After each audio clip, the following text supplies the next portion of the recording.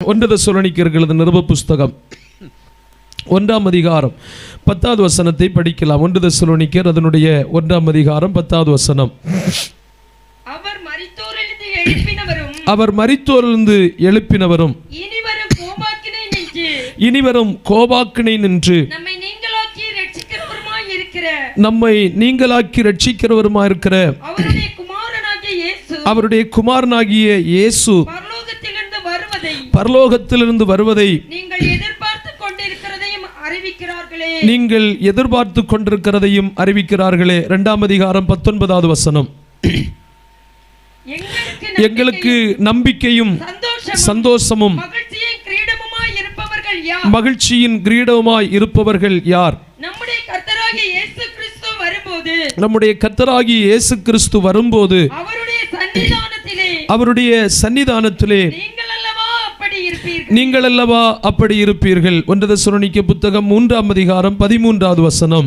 இவ்விதமாய் நம்முடைய கர்த்தராகிய இயேசு கிறிஸ்து தமது பரிசுத்தவான்கள் அனைவரோடு கூட வரும்போது இவ்விதமாய் நம்முடைய கர்த்தராகிய இயேசு கிறிஸ்து தமது பரிசுத்தவான்கள் அனைவரோடும் கூட வரும்போது நீங்கள் நம்முடைய பிதாவாகிய தேவனுக்கு முன்பாக பிழையற்ற பரிசுத்தமுள்ளவர்களாய் இருக்கும்படி உங்கள் இருதயங்களை ஸ்திரப்படுத்துவாராக. 1 தெசலோனிக்கேயர் புஸ்தகம் 4ஆம் அதிகாரம் 16வது வசனம்.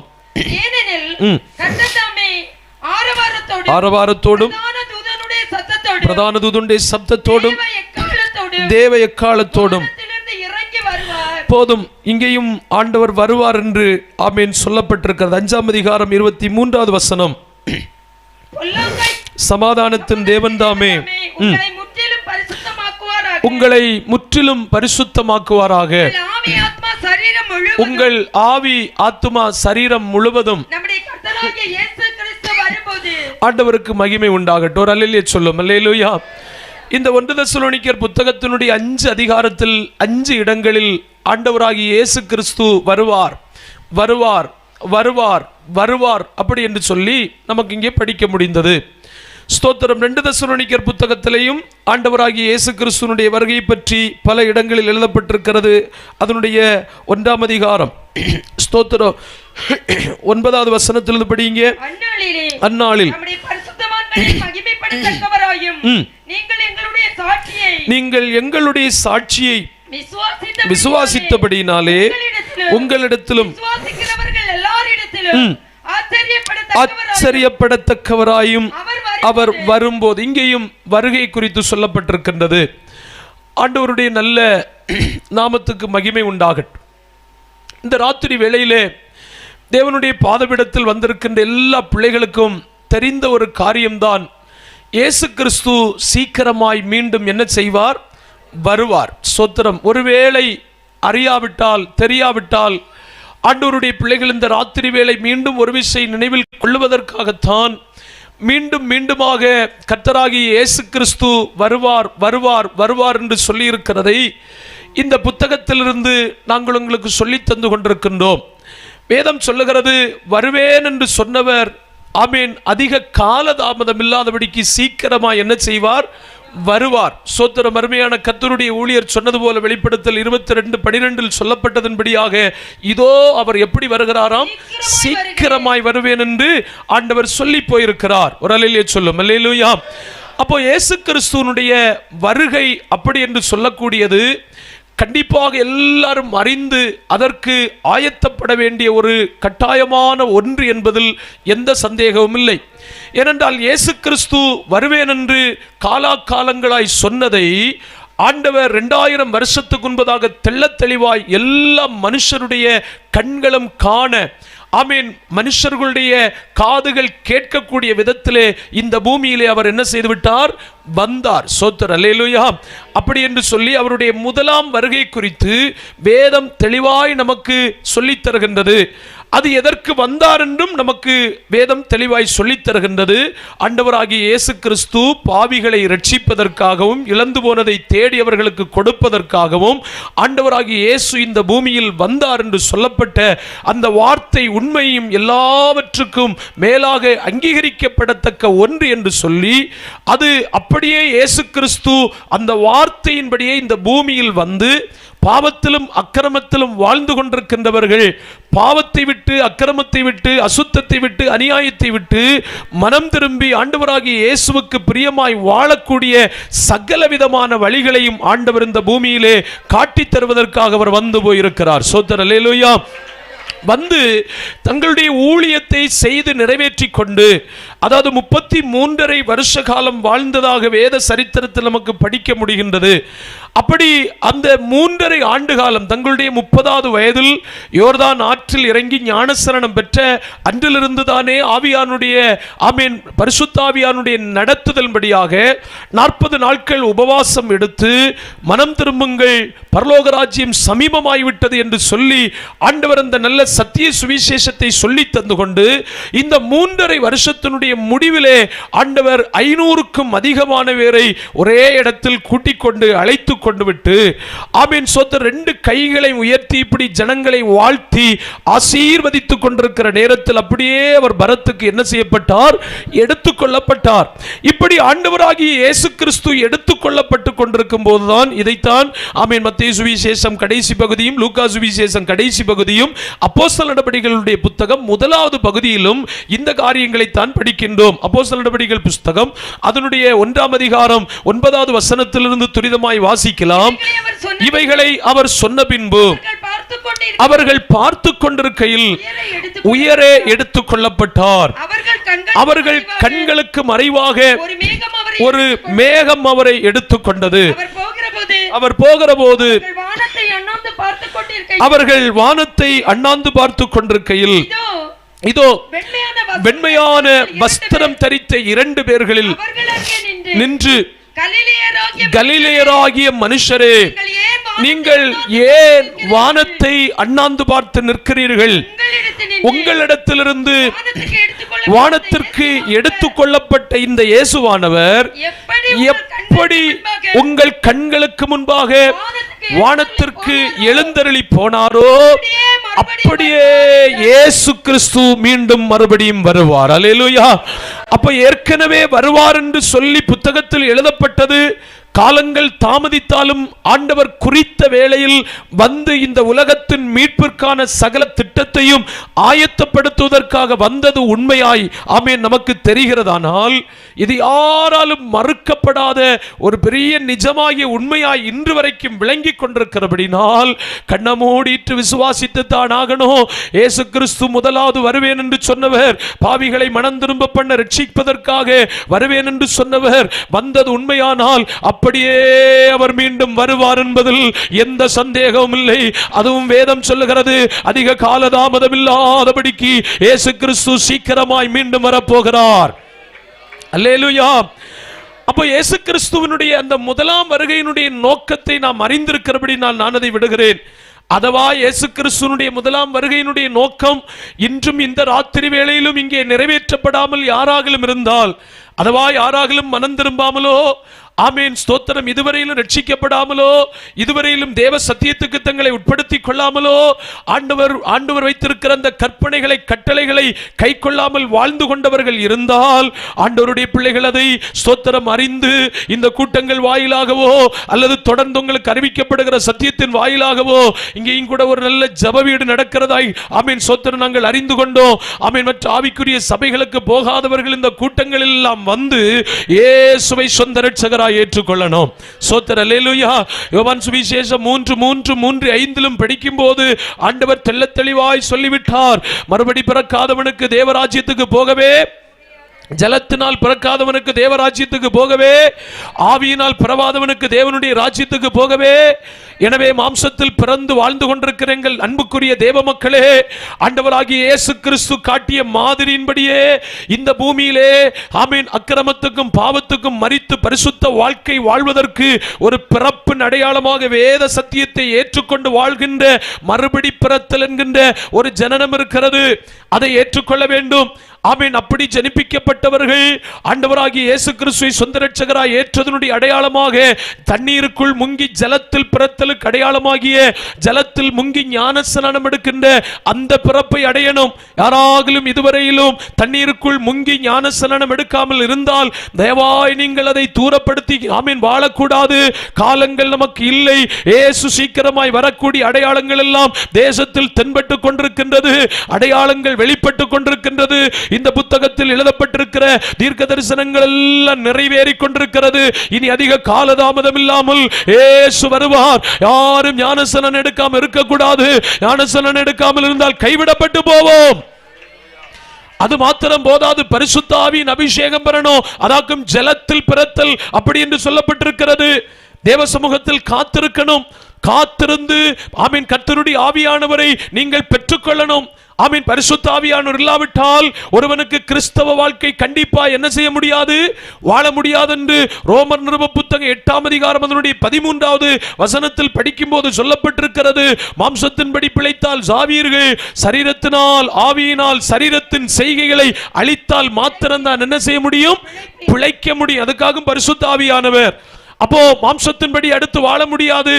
மாம்சத்தின் சிந்தையோட மாம்சத்தினுடைய ஆமீன் கிரியைகளோட வாழ முடியாது. அதனால் பரிசுத்த ஆவியை பெற்றுக்கொள்ளணும். பரிசுத்த ஆவியை பெற்றுக்கொண்டு இப்படி காத்திருக்கிறவர்களை சேர்ப்பதற்காக ஆமீன் ஆண்டவர் வருவேன் என்று சொன்னதற்கு பேராக்கும் இரண்டாம் வருகை அப்படி என்று சொல்லி நாங்கள் இந்த ராத்திரி வேளையிலும் இதுபோல பரிசுத்தவான்கள் எல்லாம் பிரசங்கம் பண்ணி கொண்டிருக்கிறார்கள். அல்லேலூயா.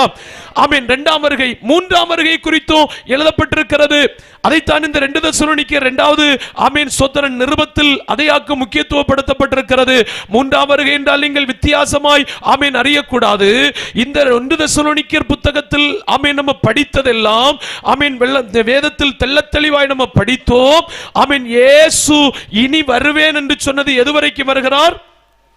மேகத்தில் வருகின்றார். பத்தியலா இந்த ஆமீன் 4ஆம் அதிகாரம் 16வது வசனத்தில் படிக்கும் போது ஸ்தோத்திரம், ஏனெனில் கர்த்தர் ஆரவாரத்தோடும் பிரதான தூதனுடைய சப்தத்தோடும் தேவ எக்காலத்தோடும் வானத்திலிருந்து இறங்கி வருவார். அப்பொழுது கிறிஸ்துவுக்குள் மரித்தவர்கள் முதலாவது எழுந்திருப்பார்கள். நாமும் கர்த்தருக்கு எதிர்கொண்டு போக மேகங்கள் மேல் அவர்களோடு கூட ஆகாயத்தில் என்ன செய்யப்பட்டு பட்டியலா அவர்களோடு கூட மேகத்தின் மேல் அவர்களோடு கூட ஆகாயத்தில் என்ன செய்யப்பட்டு எடுத்துக் கொள்ளப்பட்டு இவ்விதமாய் எப்பொழுதும் கர்த்தருடனே கூட இருப்போம். அப்ப இயேசு கிறிஸ்துவனுடைய 1ஆம் வருகை அப்படி என்று சொல்லுவது, இயேசு கிறிஸ்து பாவிகளை ரட்சிப்பதற்காக எங்கே இறங்கி வந்தார்? பூமியில இறங்கி வந்தார். இந்த பூமியில் இறங்கி வந்ததனுடைய வருகை அதுதான். அவர் ஒரு பாவப்பட்ட ஏழை குடும்பத்தில் பிறந்து வளர்ந்து மனுஷனுடைய மீட்புக்காக தன்னையே ஒரு தியாக பலியாய் மாற்றி அதை விசுவாசித்து அந்த விசுவாசத்தால் பரிசுத்தமாக்கப்பட்டிருக்கிற எல்லாரையும் சேர்ப்பதற்காகத்தான் இனி வருவேன் என்று சொல்லி இருக்கின்ற இயேசு இந்த வருகையில எதுவரைக்கும் வருகின்றார் அப்படி என்று சொன்னால் எதுவரைக்கும் வருகின்றார்? மேகங்களில் வருகின்றார். ஸ்தோத்திரம். அல்லேலூயா. அதாவது கர்த்தர் ஆரவாரத்தோடும் பிரதான தூதனுடைய சப்தத்தோடும் தேவ எக்காலத்தோடும் வானத்திலிருந்து இறங்கி, வானம் அப்படி என்று சொன்னால் இதோ காண்கின்ற ஒரு வானம் இருக்கிறது, அதுக்கு மேல 2ஆம் வானம் இருக்கிறது, அதுக்கு மேல 3ஆம் வானம் இருக்கிறது. அந்த 3வது வானத்திலேயாக இளைப்பாறுகிற ஸ்தலம் இன்றைக்கு இருக்கிறதாக வேதத்தில் நமக்கு படிக்க முடிகின்றது. அதுக்கு மேல வானாதி வானங்கள் என்று சொல்லப்பட்ட வானம் இருக்கிறது, அதுக்கு மேல பரிசுத்த வானம் இருக்கிறது. அங்கேயாக இன்றைக்கு ஜெபம் கேட்கப்படுகிறது என்று 20ஆம் சங்கீதம் சொல்லுகிறது. வானாதி வானங்கள் என்று நெகேமியா 9 சொல்லப்பட்டிருக்கிறது. ஆமென். அதுக்கு மேலையும் ஆண்டவருடைய சிங்காசனம் அமர்த்தி ஆண்டவர் உட்கார்ந்து இருக்கிறார். அதாவது உன்னத பரலோகம் அப்படி என்று சொல்லி அறியப்பட்டிருக்கிற இந்த ஆமென் பரலோகத்தை விட்டு இயேசு வந்து ஆமென் இந்த காண்கின்ற வானமாகி அதற்கு கீழ் இருக்கின்ற ஆமென் இந்த மேகங்கள் வரைக்கும் இயேசு என்ன செய்ய போகிறார்? வரப்போகிறார். அப்ப இங்கிருந்து என்ன செய்வோம் அப்படி என்று சொன்னால் மேகங்கள் மேல் என்ன செய்யப்படுவோம்? எடுத்துக்கொள்ளப்பட்டு இவ்விதமாய் கர்த்தருடனே கூட இருப்போம் என்று சொல்லுகின்ற ஒரு 7 வருட கால அளவுகள் வேதம் தெளிவாய் நமக்கு சொல்லித் தருகின்றது. அதற்காக ஆமென் தானியேல் புத்தகம், வெளிப்படுத்தின புத்தகம், எசேக்கியேல் தீர்க்க தரிசனத்தின் புத்தகம் எல்லாம் இதற்கு நல்ல தெளிவான ஆதாரங்களை நமக்கு சொல்லித் தருகின்றது. எசேக்கியேல் தீர்க்க தரிசனத்தின் புத்தகம் அதனுடைய 39ஆம் அதிகாரம் 9வது வசனத்தை படிக்கும் போது அந்த 7 ஆண்டுகளை குறித்த ஒரு தெளிவு அந்த ஒரு வசனத்தில் இருக்கும். வாசித்து பாருங்கள். பட்டங்களின் குடிகள் வெளியே போய் கேடகங்களும் பரிசைகளும் வில்லுகளும் அம்புகளும் வளைதடிகளும் ஈட்டிகளும் ஆகிய ஆயுதங்களை எடுத்து எரிப்பார்கள். 7 வருஷம் அவைகளை எடுத்து எரிப்பார்கள். இது ஒரு தெளிவு. இதுபோல ஆமென் நாட்கள் கணக்கும் மாதங்கள் கணக்கும் 7 வருட காலங்கள் பூமியில் பிரச்சனை உள்ள ஒரு காலம் உண்டென்று தானியேலும் வெளிப்படுத்தின விசேஷத்திலும் ஆமென் தெளிவாய் சொல்லப்பட்டிருக்கிறது. இந்த ஒரு வருடத்தில் தானே பூமியில் நடக்கின்ற 7 ஆண்டு காலங்கள் பிரச்சனை உள்ள காலங்கள் இங்கே இருக்கிறபடினால் ஆமென் சோத்திரம் நமக்கு 7 ஆண்டு காலங்கள் மத்திய ஆகாய வாழ்க்கை அனுமதிக்கப்பட்டிருக்கிறது. இந்த 7 ஆண்டு காலங்கள் முடியும் போது இயேசு கிறிஸ்து வருகின்ற 7 வருஷ காலம் தாண்டி வருகின்ற வருகைக்கு பேராக்கும் 3வது வருகை, 2ஆம் வருகை அப்போ மத்திய ஆகாயத்தில் வருகின்றார். ஆமென். அதை தாண்டி 7 வருடம் தாண்டி இயேசு பூமிக்கு மீண்டும் வருவார் என்பதை குறித்தும் வேதம் தெளிவாய் சொல்லித் தருகின்றது. ஒரு அல்லேலூயா சொல்லும். அல்லேலூயா. அது வெளிப்படுத்தின விசேஷம் 1ஆம் அதிகாரம் அதனுடைய 7வது வசனத்தை எடுத்து வாசித்து பாருங்கள். வெளிப்படுத்தின விசேஷம் அதனுடைய 1ஆம் அதிகாரம் 7வது வசனத்தை படிங்க. இதோ மேகங்களுடனே வருகின்றார், கண்கள் யாவும் அவரை காணும், அவரை குத்தினவர்கள் எல்லாரும் அவரை என்ன செய்வார்கள்? இதையாக்கும் சகரியா தீர்க்க தரிசனத்தின் புத்தகம் 14ஆம் அதிகாரம் 12ஆம் அதிகாரம் அப்போஸ்தலர் நடபடிகள் புத்தகம் 1ஆம் அதிகாரம் ஆமென் சோத்திரம். அதுபோல மத்தேயு சுவிசேஷம் 24, 25, லூக்கா சுவிசேஷம் 23 இதிலெல்லாம் வருகை குறித்து ஆமென் வெளிப்படையாய் சொல்லப்பட்டிருக்கின்ற ஆமென் கண்கள் காண வருவார் என்று சொல்லப்பட்டது. இது எப்பொழுது சம்பவிக்கும் அப்படி என்று கேட்டால், இப்பொழுது நாங்கள் சொல்லிதா தெசலோனிக்கே புத்தகம் 1ஆம் அதிகாரத்தில் அல்லது 1ஆம் புத்தகத்தில் சொல்லித்தந்த இந்த வருகை ஆமென் 4:16 எல்லாம் படித்த இந்த வருகை இயேசு வானத்திலிருந்து எதுவரைக்கும் இறங்கி வருகிறார்? மேகங்கள் வரைக்கும். சொல்லுங்க பாப்பா, எதுவரைக்கும் வருகிறார்? இதை பற்றி இன்னைக்கு நிறைய குழப்பங்கள் இருக்கிறது. வசன அறிவில்லாதபடியினால் வந்த குழப்பம். அதனால் நீங்க கொஞ்சம் அந்த காரியத்தை தெளிவு பெற்ற பிறகு நான் உங்களுக்கு மறுபடி சத்தியத்தை சொல்லித் தருகிறேன். ஒரு அல்லேலூயா சொல்லும். அல்லேலூயா. ஆமென். அப்போ அதுக்கு ஆயத்தமாகணும். இங்கிருந்து ஆமென் நம்ம புறப்பட்டு மேகத்துக்கு போகணும். அங்க மேகத்தில் ஆமென் ஆண்டவரோடு கூட 7 ஆண்டு காலங்கள் அங்க இருக்கும்போது இந்த வெளிப்படுத்தல் 1:7 சொல்லப்பட்டிருக்கிறது. இதோ மேகங்கள் உடனே என்ன செய்கிறார் அப்படின்னா அதனுடைய அர்த்தம், யாரெல்லாம் மேகத்தின் மேல் எடுத்துக் கொள்ளப்பட்டார்களோ அந்த மேகத்தின் மேல் இருக்கிறவர்களையும் சேர்த்து இயேசு இந்த பூமிக்கு திரும்ப வர போகிறார். அதை யூதாவினுடைய நிருப புத்தகம் அதனுடைய ஆமீன் சோத்திரம் ஆமீன் வாசித்து பாருங்கள். 15ஆம் அதிகாரம் ஆமீன் படிக்கும் போது 15வது வசனம், யூதாவினுடைய புத்தகம் 15வது வசனம்.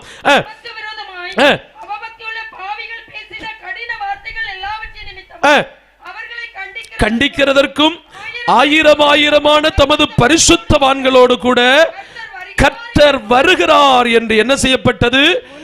இதை நீங்க வீட்டில் போய் நீ படிச்சா போதும். வெளிப்படுத்தல் 19ஆம் அதிகாரத்திலையும் இந்த வெளிப்படையாக இயேசு ஒரு வெள்ளை குதிரையின் மேல் ஏறி இருக்கவும் பரலோகத்தின் சேனைகள் ஆமீன் மெல்லிய வஸ்திரம் வெண்வஸ்திரம் தரித்து ஆமீன் பெரிய ஒரு கூட்டமாக இந்த பூமிக்கு வருகின்ற காரியத்தை குறித்து வேதம் இப்படி அழகாக தெள்ள தெளிவாய் சொல்லி தந்திருக்கிறது. ஒரு அல்லேலூயா சொல்லும். அல்லேலூயா. அப்போ ஒன்றாவது இயேசு இந்த பூமிக்கு எதற்கு வந்தார் அப்படி என்று கேட்டால், இந்த பூமியிலே யாரும் இனிமேல் பாவிகளாய் வாழக்கூடாது, பாவத்தில் வாழக்கூடாது, அக்கிரமத்தில் வாழக்கூடாது, எல்லாருக்கும் பாவத்திலிருந்து மீட்பு பெறுவதற்காக இயேசு கிறிஸ்து ஒரு மீட்கும் பொருளாக மீட்பராக இரட்சகராக ஆமீன் அவர்களுடைய காப்பாற்றப்படக்கூடிய ஒருவராக வந்து எல்லாரும் தப்புவதற்கான ஒரு மீட்பை ஒருக்கி போன ஆமீன் வருகைக்கு பேராக்கும் 1ஆம் வருகை. ஆமீன். அப்படி அந்த 1ஆம் வருகையை விசுவாசித்து ஆமீன் தேவனுடைய பிள்ளைகள் பாதுகாப்பாக இயேசுவோடு கூட போய் சேர வேண்டும் என்று காத்திருக்கிறவர்களை சேர்க்கிறதற்காக இயேசு இனிமே சீக்கிரமா எங்க வரப்போகிறார்? மத்திய ஆகாயத்திலே வரப்போகிறார். அல்லேலூயா. ஒரு அல்லேலூயா சொல்லும். அல்லேலூயா. அப்ப இயேசு இனிமேல் எதற்கு வரப்போகிறார்? ஆமீன். 2ஆம் வருகையில் இயேசு எதற்கு வரப்போகிறார்? 3ஆம் வருகையில் இயேசு எதற்கு வரப்போகிறார் என்பதெல்லாம் வேதம் தெளிவாய் சொல்லுகிறது. ஒரு வார்த்தையில் சொல்லி போகின்றேன். ஆமீன். 2ஆம் வருகை குறித்து கொஞ்சம் பேசணும். 3வது ஆண்டவர் எதற்கு நம்மை எல்லாம் சேர்த்து சேர்த்து இந்த பூமிக்கு ஆண்டவர் வரப்போகிறார். அப்படி என்று கேட்டால் சோத்திர இந்த பூமியில கர்த்தர் 1000 வருஷம் இந்த பூமியிலே அரசாட்சி நடத்துவதற்காக வரப்போகிறார். அல்லேலூயா. அதுக்காக நம்மளை இங்கிருந்து அப்படியே நம்மளை எடுத்து மேகத்தின் மீது 7 ஆண்டுகள் அவரோடு கூட இருத்தினதுக்கு பிறகு இந்த பூமியை ஒரு சுத்திகரிக்க வேண்டிய ஒரு சுத்திகரிப்பு இருக்கிறது. அது முடித்ததுக்கு பிறகு சோத்திர இந்த பூமியிலே 1000 வருட அரசாட்சியை நடத்துவதற்காகத்தான் இயேசு எப்படி போனாரோ அப்படியே வருவார் என்று ஆண்டவருடைய வார்த்தை நமக்கு தெளிவாய் சொல்லித் தருகின்றது. இந்த ராத்திரி வேளையில் எனவே அன்பு தேவ பிள்ளைகளே, ஆமீன். எனவே ஆண்டவராகிய இயேசு கிறிஸ்து வருவேன் என்று சொன்னது போல் ஒரு விசை பூமிக்கு வந்தது நிஜம் என்று நமக்கு தெரிகிறபடினால், இரண்டாவதும் இதுபோல ஆண்டவர் சீக்கிரமாய் வருவேன் என்று சொன்னவர் அதிக காலதாமதம் இல்லாதபடிக்கு சீக்கிரமாய் இந்த பூமிக்கு இயேசு என்ன செய்வார்? வருவார். அல்லேலூயா. அவர் எதற்கு வருகிறார்? இரண்டாவது வருகையின் நோக்கம் என்ன? அதுக்காக 5 வசனம் நம்ம அங்க படித்தோம். சோத்திரம். அந்த 1 தெசலோனிக்கேயர் புத்தகத்தை கொஞ்சம் அப்படியே நீங்கள் திருப்பி வைத்துக் கொள்ளுங்கள். இயேசு கிறிஸ்துவினுடைய 2ஆம் வருகைக்கு நிறைய நோக்கங்கள் இருக்கிறது. அதுல 5 நோக்கங்கள் சோத்திரம் இந்த 1 தெசலோனிக்கேயர் புத்தகம் 5 வசனத்தை நம்ம படித்தோம் அல்லவா? அதுல இருக்கிறது. இயேசு கிறிஸ்துவினுடைய வருகை குறித்து எதற்கு அப்படியானால் பிரசங்கிக்க வேண்டும், எதற்கு நீங்கள் கேட்க வேண்டும், வருகைக்கு எதற்காக நீங்கள் ஆயத்தமாக வேண்டும் என்றெல்லாம், எதற்காக இந்த ராத்திரி வேளையிலும் எங்கள் அன்புக்குரியவர்களை பார்த்து நாங்கள் சொல்லுவதனுடைய நோக்கம் என்ன அப்படி என்று நீங்கள் ஒருவேளை கேட்பீர்களே ஆனால், ஆண்டவராகிய இயேசு எப்படி முதலாம் வருகையில் பாவிகள் மனம் திரும்பணும், ரட்சிக்கப்படணும், காப்பாற்றப்பட வேண்டும் என்று வந்தாரோ அதுபோல இந்த பூமியிலே தேவனுடைய மக்களாய் இருக்கிறவர்கள் இந்த பூமியில் வருகின்ற ஆபத்துகள், பாழ்கடிப்புகள், கோபாக்கினை என்று சொல்லப்பட்டிருக்கிற தெய்வத்தினுடைய நியாய தீர்ப்புகளுக்கு ஒரு மனிதர்களும் அடிமைப்படக்கூடாது என்கின்ற நல்ல நோக்கத்தோடு தான் இயேசு மேகத்தின் மீது வருகிறார். அல்லேலூயா. இந்த 1 தெசலோனிக்கேயர் 1:10 அப்படி சொல்லி தருகின்றது. அவர் இயேசு கிறிஸ்து மரித்தோரிலிருந்து எழுந்தபடியினால், மரித்தோர்ந்து எழும்பினவரும் இனிவரும் கோபாக்கினை நின்று நம்மை பார்த்தீங்களா? இனி வரும் கோபாக்கினை. எல்லாரும் இந்த வார்த்தையை சொல்லுங்க பாப்போம். என்ன ஆக்கினை? இனி வரும். இவ்வளவு காலம் சம்பவித்ததென்றல்ல, இனி என்ன வரப்போகிறது? கோபாக்கினை வரப்போகிறது. ஆபத்து காலம் வரப்போகிறது. அழிவின் காலம் வரப்போகிறது. ஒரு விக்கினத்தின் காலம் வரப்போகிறது. எங்கள் அன்புக்குரிய ஆண்டவருடைய பிள்ளைகளே, தெய்வ பாதத்தில் வந்திருக்கின்ற கர்த்தருடைய பிள்ளைகளே, ஆமென். இந்த ராத்திரி வேளையிலும் நாங்கள் ஏன் உங்களுக்கு இதை சொல்லுகிறோம்? இயேசுவின் வருகைக்கு நீங்கள் ஆயத்தமாகுங்கள் அம்மா. இயேசு வருகின்றதனுடைய நோக்கத்தை நீங்கள் அறிந்து கொள்ளுங்கள். இயேசுவினுடைய வருகையினுடைய முக்கியமான அந்த பர்பஸ், நோக்கம் என்ன அப்படி என்று சொன்னால், இயேசுவினுடைய வருகைக்கு அந்த எக்கால சத்தம் தொனிக்கின்ற அந்த சத்தத்திற்கு ஒரு தெய்வ பிள்ளை இந்த பூமியிலே தன்னை ஆயத்தப்படுத்தி கொள்ளாவிட்டால் அந்த ஒரு என்ன சொல்லலாம் தெரியுமா? ஒரு இமைப்பொழுது, ஒரு கண் அடைச்சு திறக்கிற நேரம். அதாவது 1 கொரிந்தியர் புஸ்தகம் 15ஆம் அதிகாரம் 51வது வசனமும் 2வது வசனம் 51வது வசனத்தில் இதோ ஒரு ரகசியத்தை உங்களுக்கு அறிவிக்கிறேன். நாம் எல்லாரும் நித்திரை அடைவதில்லை, ஆகிலும் கடைசி எக்காலம் தொனிக்கும் போது ஒரு நிமிஷத்தில், பாத்தீங்களா? ஒரு நிமிஷத்தில் என்று சொன்னபோது அடுத்த வார்த்தை ஆவியானவர் புத்தகத்தில் எழுதி வைத்திருக்கிறார். ஒரு நிமிஷம் அல்ல, ஒரு நிமிஷத்தில் அல்ல, ஒரு இமைப்பொழுது. சொல்லுங்க பாப்போம், என்னது? ஒரு நிமிஷம்னா எவ்வளவு? 60 இமைப்பொழுது. ஒரு இமைனா ஒரு செகண்ட், ஒரு கை இப்படி ஒரு நொடிக்கிற நேரத்தில் கண்ணடைச்சு என்ன செய்கிறோம்? திறக்கிறோம். இதாகும் ஒரு இமைப்பொழுது. ஒரு நிமிஷம் அப்படி என்று சொல்லுகிறது எத்தனை செகண்ட்? அல்லது 60 கண்ணிமை பொழுது. ஒரு அல்லேலூயா சொல்லும். அல்லேலூயா. 60 கண்ணிமை பொழுது. அந்த ஒரு நிமிஷம் வேண்டாம். ஆவியானவர் உடனே சொல்லிவிட்டிருக்கிறார், ஒரு நிமிடம் எனக்கு தேவையில்லை, எனக்கு எவ்வளவு போதும்? பாத்தீங்களா? இயேசு கிறிஸ்துவினுடைய வருகை எப்பொழுது? எவ்வளவு நேரம்? ஒரு இமைப்பொழுது. ஒரு இமைப்பொழுதில், அதாவது இன்னைக்கு இருக்கிற உலகத்தின் மொத்த ஃபங்க்ஷன்களையும் நம்ம சிஸ்டத்துல எடுத்து வச்சுட்டு ஒரு கிளிக் பண்ணா போதும், மொத்தம் டிலெக்ட் ஆகும். அதே மாதிரி இந்த உலகத்தில் இருக்கிற அத்தனை பேரும் கைவிடப்படக்கூடிய ஒரு இமைப்பொழுது, நல்ல ஜாக்கிரதையாய் கவனிக்கணும். தேவனுடைய பிள்ளைகளை நாங்கள் எதற்கு சொல்லுகிறோம் அப்படி என்று சொன்னால், யாரும் இந்த பரம பாக்கியத்தை என்ன செய்யக்கூடாது, இழந்து விடக்கூடாது என்பதற்காய் மட்டும்தான். மற்றபடி எந்த விதத்திலும் உங்களை வருத்தப்படுத்த அல்ல. வேதம் சொல்லுகிறது, இதோ ஒரு ரகசியத்தை உங்களுக்கு சொல்லித் தருகின்றோம், நாம் யாரும் நித்திரை அடைந்து போவதில்லை. அதாவது மரணம் என்று சொல்லுகின்ற ஒரு வாக்கோடு கூட முடிவல்ல. ஆமீன், முடிவல்ல. ஒரு நிமிஷத்தில் இல்ல, ஒரு இமைப்பொழுதிலே நாம் எல்லாரும் இயேசுவோடு கூட என்ன செய்யணும். இப்படி எழுதும் போது ஆமீன், எங்களை ஆமீன் நல்ல ஸ்தோத்திரம் ஆமீன் படிப்பித்தவர்கள் இப்படி சொல்லி தந்தார்கள். ஒரு மலையாள பாட்டுல ஞாபகம் வந்தபடினால் சொல்லித்தர, ஒரு மலையாள பாட்டு ஒரு பரிசுத்தவான் ஆவியில நிரம்பி கர்த்தருடைய வருகை குறித்து தியானித்துக் கொண்டு பாடும்போது அந்த தேவபக்தன் சொன்னானா, என் ஆண்டவருக்கு வசனத்தில் சொன்னது போல ஒரு நிமிஷமோ ஒரு இமைப்பொழுது கூட தேவையில்லை, நாங்கள் விசுவாசிக்கிறோம் ஒரு அரை நிமிஷம் போதும். பிரைஸ் தி லார்ட், அல்லேலூயா. அரை இமை போதும். சோத்திரம், அல்லேலூயா. ஒரு அரை செகண்ட் போதும், ஒரு செகண்ட்ல பாதி போதும். அதாக்கும் அந்த பாட்டில் இந்த தேவபக்தன் இப்படி எழுதினாராம். என்ன அப்படி என்று சொன்னால், കുഞ്ഞാട്ടിന്റെ വിലയേറിയ നീളത്തിൽ, കുഞ്ഞാട്ടിന്റെ വിലയേറിയ നീളത്തിൽ മറഞ്ഞു ഞാൻ രക്ഷിക്കപ്പെട്ട രക്ഷണത്തിൽ, മറഞ്ഞു ഞാൻ രക്ഷിക്കപ്പെട്ട രക്ഷണത്തിൽ. പത്തിയല്ല എവ്വളവു? കുഞ്ഞാട്ടിന്റെ വിലയേറിയ നിണത്തിൽ മറഞ്ഞു ഞാൻ രക്ഷിക്കപ്പെട്ട അരക്ഷണത്തിൽ. എത്ര ക്ഷണം? അരക്ഷണം. நம்ம வந்து மலையாள வாக்குகள் எல்லாம் நம்ம பாடும்போது ஆட்சணம், அட்சணம் இப்படி எல்லாம் பாடுவோம். சோத்திரம், அல்லேலூயா.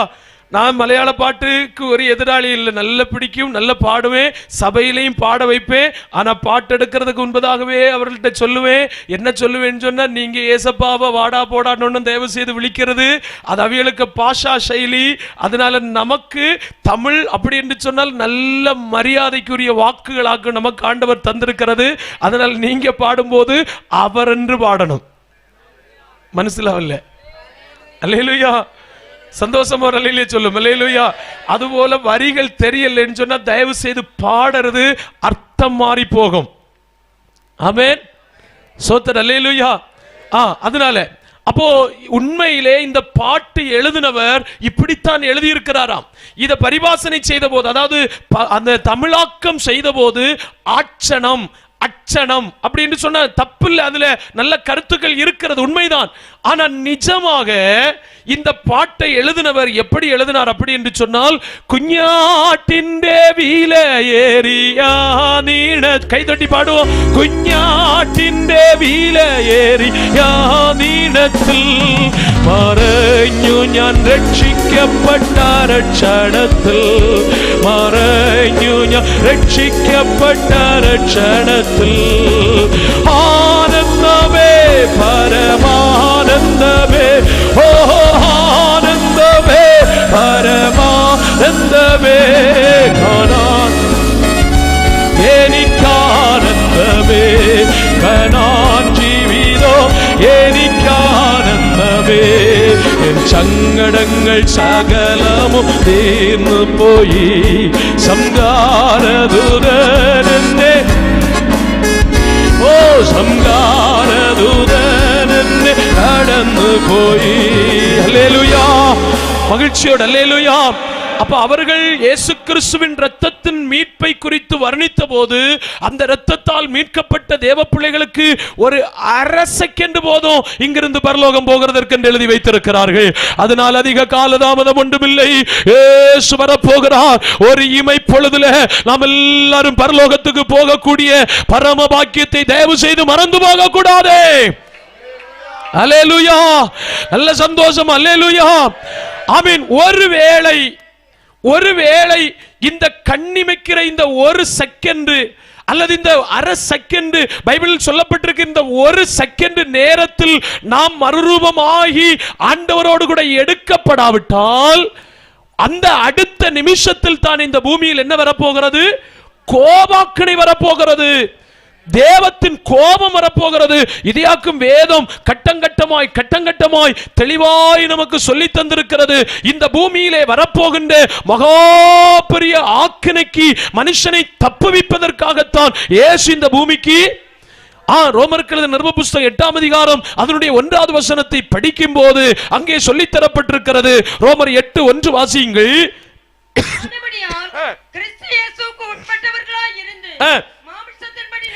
கிறிஸ்து இயேசுவுக்கு உட்பட்டவர்களாய் வாழ்ந்து இருந்து அவன் மாம்சத்தின்படி நடவாமல் ஆவியின்படியே நடக்கிறவனுக்கு கண்டிப்பாக அவர்கள் கைவிடப்பட வேண்டிய அவசியம் இல்லை. ஏனென்றால் இயேசு இந்த உலகத்தில் நல்ல கவனிக்கணுமே, இந்த உலகத்தில் வந்து பிறந்து வாழ்ந்து பாடுபட்டு அடிக்கப்பட்டு மரித்து அடக்கம் பண்ணப்பட்டது எதற்கென்று கேட்டால், பாருங்கள், நாம் ஆக்கினை தீர்ப்புக்கு உட்படாமல் இருப்பதற்காக. சோத்திரம். அவர் தாமே தமது சரீரத்திலே ஆக்கினைக்கு உட்படுத்தப்பட்டாராம். அல்லேலூயா. கிறிஸ்து இயேசுவுக்குட்பட்டவர்களாய் இருக்கிறவர்களுக்கு இனிமேல் என்ன இல்லை? ஆக்கினை தீர்ப்பு இல்லை. ஏனென்றால் மனிதன் இந்த கோபாக்கினைக்கு அகப்படாமல் இருப்பதற்காகத்தான். வாசித்து பாருங்கள் அம்மா, அந்த 8:3 கூட வாசித்து பாருங்கள். மாம்சத்தினாலே பலவீனமாயிருந்த நியாயப்பிரமாணத்தில் செய்யக்கூடாததை தேவனே செய்யும்படிக்கு தம்முடைய குமாரனை பாவமாம்சத்தின் சாயலாகவும் பாவ பரிகாரம் உண்டு பண்ணும் பாவத்தை போக்கும் ஒரு பலியாகவும் பூமியில் அனுப்பி மாம்சத்திலே பாவத்தை ஆக்கினைக்கு உள்ளாக என்ன செய்தார்? ஆக்கினைக்குள்ளாக தீர்த்து விட்டார். ஆக்கினைக்குள்ளாக தீர்த்து விட்டார். அன்பு தெய்வ மக்கள் எல்லாரும் புரியணும். அதனால் நல்ல தெளிவோடு நாங்கள் உங்களுக்கு சொல்லித் தருகின்றோம். கோபாக்கினை என்பது உண்மை, தண்டனைக்குரிய காலம் வருகின்றது என்பது உண்மை. ஆனால் மனதார மக்கள் இப்படிப்பட்டதான தெய்வத்தின் அந்த கோபத்தின் தீ, அந்த கோபத்தின் அக்கினி ஆகிய அந்த அக்கினியினால் யாரும் தகனிக்கப்பட்டு போகக்கூடாது என்பதற்காக அவர் தாமே இந்த பூமியில் வந்து பாவத்தின் சம்பளமாகிய அந்த கோபத்தை தன்னுடைய சரீரத்தில், அதாவது பாவத்தை போக்கும் பலியாக மாம்சத்தை தமது மாம்சத்தை எதற்குள்ளே தீர்த்தாராம்? கோபாக்கினைக்குள்ளாய் தீர்த்தாராம். அல்லேலூயா. எதற்கு அவர் இந்த கோபத்தை பட்டார்? மனுஷனுடைய உமிழ்நீரும் அடியும் உதாசீனமும் துன்பப்படுத்துவதெல்லாம் எதற்கு ஏற்றுக்கொண்டார் என்றால், எங்கள் அன்பு தேவ பிள்ளைகளே, எங்கள் சத்தத்தை கவனிக்கின்ற கர்த்தருடைய மக்களே, நீங்கள் யாரும் இந்த கோபாக்கினைக்குள்ளே அகப்படக்கூடாது என்கின்ற ஒரே ஒரு நல்ல நோக்கத்துக்காகத்தான் இயேசு தமது சரீரத்திலே இந்த கோபாக்கினையை சுமந்து தீர்த்திருக்கிறார். இந்த வேதனையை ஏற்றெடுத்திருக்கிறார். எனவே நம்மை குறித்து சொல்லப்பட்டிருக்கிறது, நாம் கிறிஸ்துவுக்குள்ளே வாழ்ந்தால் இனி நமக்கு என்ன இல்லை? ஆக்கினை தீர்ப்பு இல்லை. அதனால் தயவு செய்து எல்லாரும் யாருக்குள்ள வாழணும்? இயேசுவுக்குள்ள வரணும், இயேசுவுக்குள்ள வாழணும். இயேசுவுக்குள்ள வந்து, இயேசுவுக்குள்ள பிறந்து, இயேசுவுக்குள்ள வளர்ந்து, இயேசுவுக்குள்ள வாழுகிற ஒரு மனுஷனும் இந்த கோபாக்கினையில் கைவிடப்பட்டு போக வேண்டிய அவசியம். அதவா யாராலும் இங்க புரியாதபடிக்கு இதுவரைக்கும் ஒருவேளை இயேசு கிறிஸ்துவினுடைய வருகைக்கு போவதற்கு ஆயத்தம் இல்லாமல் இந்த கோபாக்கினைக்கு கைவிடப்பட்டு போக வேண்டிய ஒரு சூழ்நிலை இருந்தால் உங்களுக்கு நாங்கள் சொல்லித் தருகின்றோம். அது எதனால் மாத்திரம் சம்பவிக்கும் என்று சொன்னால், கிறிஸ்துவுக்குள் வராமல் இருக்கின்றவர்களுக்கு தான் இந்த கோபாக்கினை பொருந்தும் என்று இங்கே அழகாய் வேதம் சொல்லித் தருகிறது. அதனால் எல்லாரும் கிறிஸ்துவுக்குள் வந்தால் யாரும் கோபாக்கினைக்கு அகப்பட வேண்டிய அவசியம் இல்லை. அதப்படி கிறிஸ்துவுக்குள் வருவது அப்படி என்று கேட்டால் அதைத்தான் நாங்கள் உங்களுக்கு புரியும்படியா எல்லாம் கடந்த 2 நாட்களிலும் சொல்லிக் கொண்டிருக்கின்றோம். சபைகள் சொல்லிக் கொண்டிருக்கின்றது, நல்ல தேவ ஊழியர்கள் சொல்லிக் கொண்டிருக்கிறார்கள். அதுக்கு பேருதான் ஞான ஸ்நானம். ஸ்தோத்திரம். அல்லேலூயா. அது 1 கொரிந்தியர் புத்தகம் 1ஆம் அதிகாரம் அதனுடைய 12வது வசனத்திலும், கலாத்தியர் நிருப புத்தகம் 3ஆம் அதிகாரம் 27வது வசனத்திலும் இன்னும் நிறைய வார்த்தைகள் எல்லாம் படிக்கும் போது அது நமக்கு தெளிவாய் சொல்லித் தருகின்றது. 1 கொரிந்தியர் 12ஆம் அதிகாரம் 13வது வசனத்தை படித்து பாருங்கள். நாம் யூதராயினும் கிரேக்கராயினும் அடிமைகளாயினும் சுயாதீனராயினும் எல்லாரும் ஒரே ஆவியினால் ஒரே சரீரத்திற்குள்ளாக, பாத்தீங்களா, எதற்குள்ளாக? ஒரே சரீரத்திற்குள்ளாக ஞானஸ்நானம் பண்ணப்பட்டு. கவனிங்க, ஞானஸ்நானம் அப்படின்னு சொல்லுகிறது அப்படியானால் உங்களை வேறு எந்த விதமான சங்கடத்தின் வழியிலும் கொண்டு போகிறதற்கல்ல. ஒருவேளை எங்கேயாகிலும் ஆமீன் வீட்டினுடைய மொட்டை மாடியிலோ ஆமீன் அல்லது தெருவிலோ வீதியிலோ இந்த சப்தத்தினுடைய எல்லைக்குள் இருக்கின்ற எங்கள் அன்புக்குரியவர்கள் கவனித்தால், உங்களையும் ஆண்டவர் நேசிக்கிறபடினால் இந்த ராத்திரி வேளையில் சொல்லித் தருகின்றோம். அல்லது இந்த மைதானத்துக்குள்ளே யாராகிலும் இதுவரையிலும் இந்த ராத்திரி வேளை வரையிலும் கோபாக்கினைக்கு தப்பும் வழியாக இந்த இயேசு கிறிஸ்துவுக்குள் நுழையாதபடிக்கு ஆமீன் நீங்கள் இருந்தால், எப்படி நான் கோபாக்கினைக்கு தப்புவதற்கு ஏதுவான இந்த இயேசு கிறிஸ்துவுக்குள்ளாக வருவது என்று நீங்கள் ஒரு கேள்வி எழுப்புவீர்களேயானால், அந்த கேள்விக்கு விடையாக நாங்கள் உங்களுக்கு சொல்லித் தருவது என்னவென்று சொன்னால், ஒரு மனிதன் ஆண்டவராகிய இயேசுவை தன்னுடைய பாவ மன்னிப்பின் பாவத்தை போக்கும் பலியாகிய கிருபாதார பலி என்றவரை விசுவாசித்து, அந்த விசுவாசத்தின் மூலமாய் அவரை ஏற்றுக்கொண்டு, அந்த ஏற்றுக்கொண்டது நிமித்தமாக அவர் காட்டிய மாதிரியின்படியே ஜலத்துக்குள் இறங்கி பிதாகுமாரன் பரிசுத்தாவி நாமத்தினால் தண்ணீருக்குள் மூழ்கி ஞானஸ்நானம் எடுக்கின்ற இந்த ஞானஸ்நானத்தை பைபிள் எதற்கு நமக்கு ஒப்பிட்டு சொல்லி தந்ததென்றால், யூதனும் கிரேக்கனும் அடிமையும் சுயாதீனனும் எல்லாரும் ஒரே சரீரத்திற்குள்ளாக என்ன பெற்றுக் கொள்ளுகிறார்களாம்? ஞானஸ்நானம். இந்த ஞானஸ்நானத்தின் மூலமாய் கிறிஸ்து என்கிற ஒரு சரீரத்திற்குள்ளாகி விட்டார்களாம். அல்லேலூயா.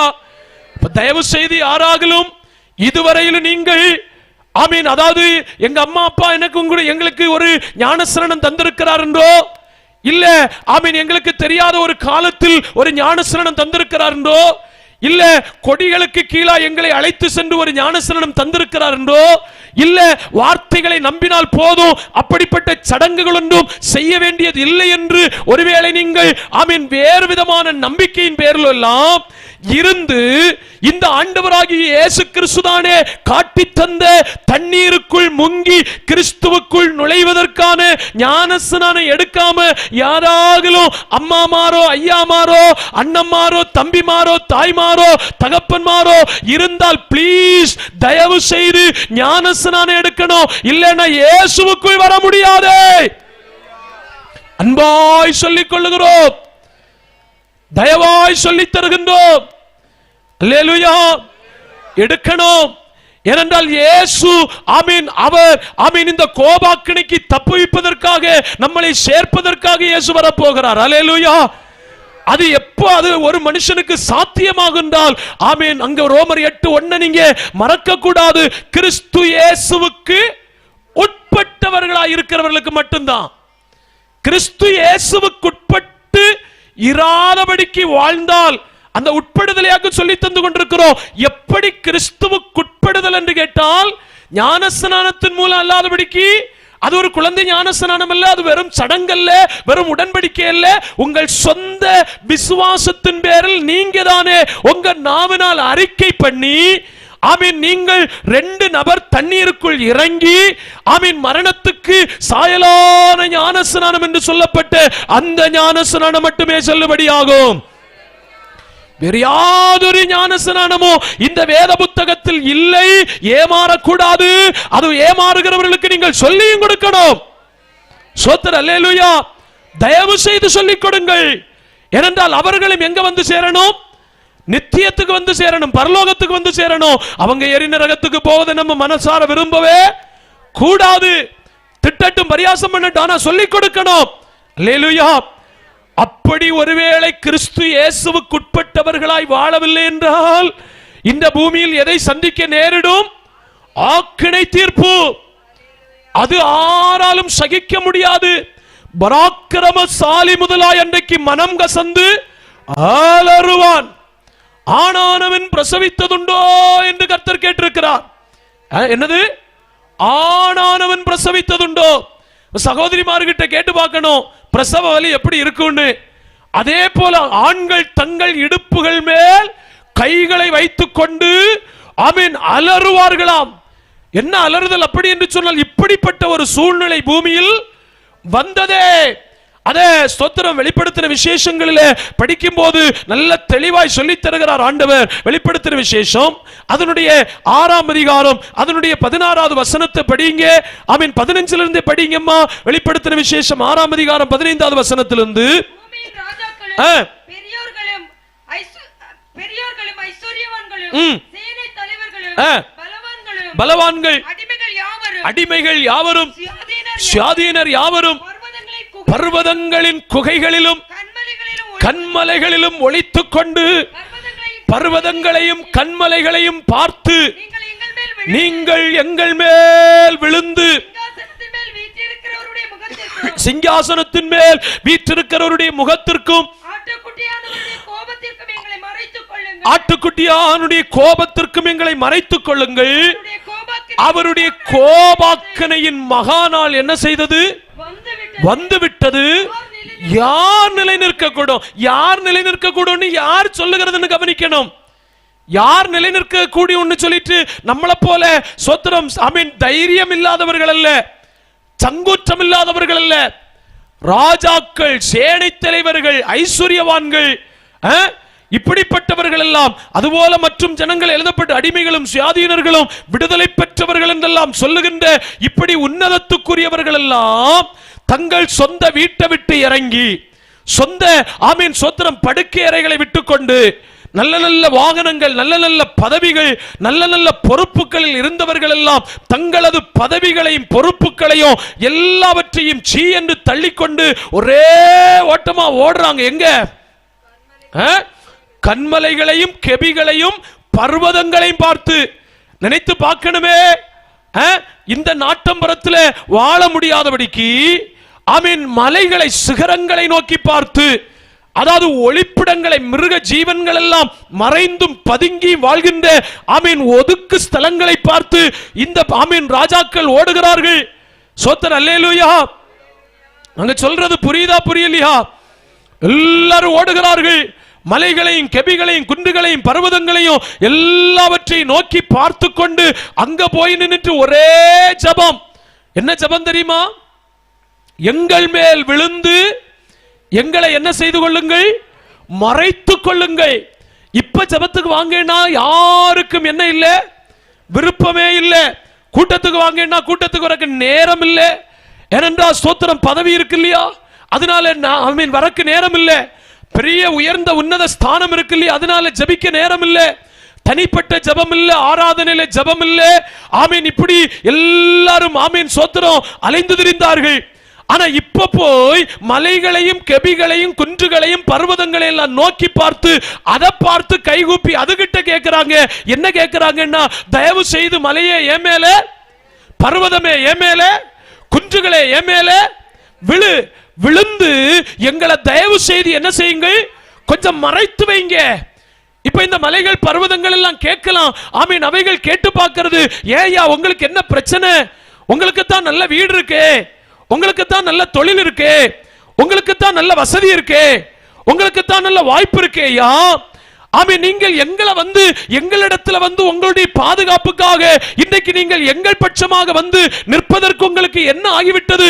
இப்படி என்று இந்த மலைகள் ஒருவேளை அவர்களிடத்தில் கேள்வி கேட்டால், ஆமீன், இவர்கள் என்ன சொன்னார்கள் தெரியுமா? ஆட்டுக்குட்டியானவருடைய கோபாக்கினையின் நாள், மகா நாள் வந்து விட்டது. ஐயோ, எங்களுக்கே நிலைக்க முடியல, பின்ன யாருக்கு நிலைக்க முடியும்? அதனால் இந்த ராத்திரி வேளை வரையில் மனம் திரும்பாம யாராக இருந்தா நாளைக்கல்ல திரும்பியது, நாளைக்கல்ல மாமீன் ஆண்டவரை ஏற்றுக்கொள்ளது. இந்த ராத்திரி வேளையில இயேசுவை உங்களுடைய சொந்த ரட்சகராக நீங்க ஏற்றுக்கொள்ளணும், இயேசுவுக்காக நீங்க வாழணும். யாராலும் நிலைநிற்க கூடாத ஒரு மகா பெரிய ஆபத்தின் காலங்கள், ஒரு அழிவின் காலங்கள், ஒரு விக்கினகத்தின் காலங்கள், ஒரு பயங்கர கொடூரத்தின் காலங்கள் தேசத்தின் மேல் வந்து கொண்டிருக்கிறது. அல்லேலூயா. அன்றைக்கு ஒரு சொட்டு தண்ணீர் ஆமீன் விலை கொடுத்து வாங்கி நம்மளால குடிக்க முடியாது. அப்படி குடிக்கணும்னா 666 முத்திரை தரிச்சாதான் சாத்தியம். அப்படி முத்திரை தரிச்சு இந்த பூமியிலே வாழ்கின்ற ஒருவனுக்கு கூட அதற்கு பிறகு அவனுக்கு ஒரு மீட்பு கிடையாது. அவன் அக்கினியும் கந்தகமும் எரிகின்ற அக்கினி கடலிலே நித்திய நித்திய நித்திய காலமாக போய் பங்கடைவான் என்று இந்த சத்திய புத்தகம் சொல்லித் தருகிறது. அதனால் என்பது தேவ பிள்ளைகளே, இயேசு சீக்கிரம் வருகிறார். இயேசு எதற்கு வருகிறார் என்று நீங்கள் ஒரு கேள்வி கேட்கலாம். இரண்டாவதாக வருகையாக இயேசு எதற்கு வருகிறார் என்று சொன்னால், இந்த பூமியிலே வரப்போகின்ற கோபாக்கினைக்கு என்னை உங்களை காப்பாற்றுவதற்காகத்தான் இயேசு வருகிறார். ஹல்லேலூயா. ஒரு பெரிய ஆக்கினை, ஒரு பெரிய தேவ கோபம், ஒரு பெரிய தேவ தண்டனை இந்த பூமியை தொடர்ந்து வந்து கொண்டிருக்கின்றது. அதனுடைய அடையாளங்கள் இப்பொழுது கண்களிலே காணப்பட்டு கொண்டிருக்கிறது. அந்த நேரத்தில் நம்ம எங்க இருக்கணும் தெரியுமா? இயேசுவோடு அவருடைய மார்பில சாய்ந்து கொண்டிருக்கணும். ஆமென். அந்த மத்தியாகத்தில் எத்தனை பேருக்கு அப்படிப்பட்டதான ஒரு வெளிச்சம் கண்ணில் தெரியுது? நான் இயேசுவோடு கூட அங்க இருப்பேன், இயேசுவோடு கூட வாழுவேன். எத்தனை பேருக்கு ஒரு நிமிஷம் இந்த ராத்திரி வேளையில, ஆண்டவரே உம்முடைய வருகையில நான் கைவிடப்பட்டு போக கூடாதப்பா, உம்முடைய வருகையில கைவிடப்பட்டு போக கூடாது, இயேசுவோடு கூட நான் இங்க இருக்கணும்னு எத்தனை விரும்புறீங்க? ஹல்லேலூயா. அப்ப பூமியிலே மறக்க கூடாது, 7 வருஷ காலம் பயங்கரமான கோபாக்கினை இருக்கிறது. இன்னைக்கு நாங்க இதையெல்லாம் வார்த்தை வடிவத்தில் சொன்னால் உங்களுக்கு எவ்வளவு புரிய முடியுது என்று தெரியல. அதனால நீங்க தானே அதையெல்லாம் படித்து அறிந்து ஆராய்ந்து, வேண்டாப்பா இந்த கஷ்டகாலம் எனக்கு வேண்டாம், இந்த உபத்திரவத்தின் காலம் எனக்கு வேண்டாம், இந்த நெருக்கத்தின் காலம் எனக்கு வேண்டாம், ஆமென், இந்த ஆபத்தின் காலம் எனக்கு வேண்டாம் என்று நீங்க தானே அதை அறிந்து இயேசுவை ஏற்றுக்கொண்டால், ஆமென், அவருடைய வருகையில அவரோடு கூட நமக்கு சேர்ந்து போகலாம். ஸ்தோத்திரம். அல்லேலூயா. பெரிய சந்தோஷமா இருக்கும். ஆமென். அங்க அவரோடு கூட 7 வருஷம் வாழ்ந்து கொள்ளலாம். அல்லேலூயா. அப்ப இயேசு கிறிஸ்து இந்த பூமியிலே சீக்கிரம் வருவார் என்று சொல்லப்பட்டதனுடைய 1வது நோக்கம் என்ன? ஆமென். 1வது நோக்கம், இயேசு கிறிஸ்து மரித்தோர்ந்து எழும்பினபடினால் நம்மை இனி வரும் கோபாக்கினைக்கு நீங்களாக்கி ரட்சிப்பதற்காக அவர் என்ன செய்ய போகிறாராம்? வரப்போகிறார் என்று சொல்லப்பட்டிருக்கிறது. ஸ்தோத்திரம். 2 அந்த தெசலோனிக்க புத்தகத்தில் படித்தோம் அல்லவா? ஆமென். அதனுடைய 2ஆம் அதிகாரம் அதனுடைய 19வது வசனம், எங்களுக்கு நம்பிக்கையும் சந்தோஷமும் மகிழ்ச்சியின் கிரீடமாய் இருப்பவர்கள் யார்? நம்முடைய கர்த்தராகிய இயேசு கிறிஸ்து வரும்போது அவருடைய சன்னிதானத்திலே நீங்கள் அல்லவா அப்படி என்ன செய்வீர்கள்? இருப்பீர்கள். 2 இயேசு கிறிஸ்து எதற்காக இந்த பூமிக்கு வருகின்றார்? ஆமென். அவருடைய வருகைக்காக நாம் ஏன் ஆயத்தப்படணும், காத்திருக்க வேண்டும் என்று வேதம் சொல்லுகிறது என்று சொன்னால், இந்த பூமியில் வந்து ஸ்தோத்திரம், ஒரு மனிதனுக்கு ஒரு மகிழ்ச்சியும் சந்தோஷம் ஒண்ணுமே இல்லை. ஆமீன். ஆக ஏதோ ஒரு தேவனுடைய பிள்ளைகளோ மற்றவர்களோ ஒரு ஆமீன் ஒரு தற்காலிகமான ஒரு சந்தோஷ சமாதானம் தான் இதெல்லாம். ஆனால் நிரந்தரமாக ஒரு மனிதனுக்கு வந்து மகிழ்ச்சி சந்தோஷம் அப்படி என்று சொல்லுகின்றது எப்போது கிடைக்கும் அப்படி என்று சொன்னால், அதற்கு பேர்தான் ஆண்டவராகிய இயேசு கிறிஸ்துவின் வருகையின் மூலமாய் அவனுக்கு கிடைக்கின்ற ஒரு மகா பெரிய பாக்கியம். அல்லேலூயா. அதத்தான் இங்கே சொல்லுகிறாங்க, எங்களுக்கு நம்பிக்கையும் சந்தோஷமும் மகிழ்ச்சியின் கிரீடமாய் இருப்பவர்கள் யார்?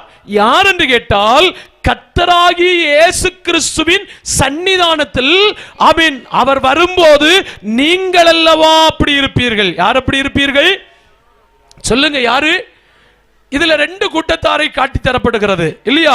ஒன்று, இந்த அப்போஸ்தலர்கள் விசுவாசிகளை பார்த்து சொல்லுகிறாங்க, எங்களுக்கு நம்பிக்கை, எங்களுக்கு சந்தோஷம், எங்களுக்கு மகிழ்ச்சி, எங்களுக்கு மகிழ்ச்சியின் கிரீடம் எல்லாம் யாருன்னா வேற யாரும் இல்ல.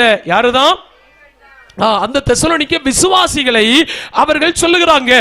அப்போ அந்த அப்போஸ்தலர்கள் எப்படியாகிலும் அவர்களுக்கு தெரிந்திருக்கிறது சந்தோஷம் என்றால் என்ன, மகிழ்ச்சி என்றால் என்ன, ஆனந்தம் என்றால் என்ன, குதூகலம் என்றால் என்ன அப்படி என்று சொன்னா, 10 ஆத்துமாக்களை இயேசுவினுடைய வருகைக்கு சம்பாதிப்பதை பார்க்கலாம் வேறொரு மகிழ்ச்சி உலகத்தில் இல்லவே.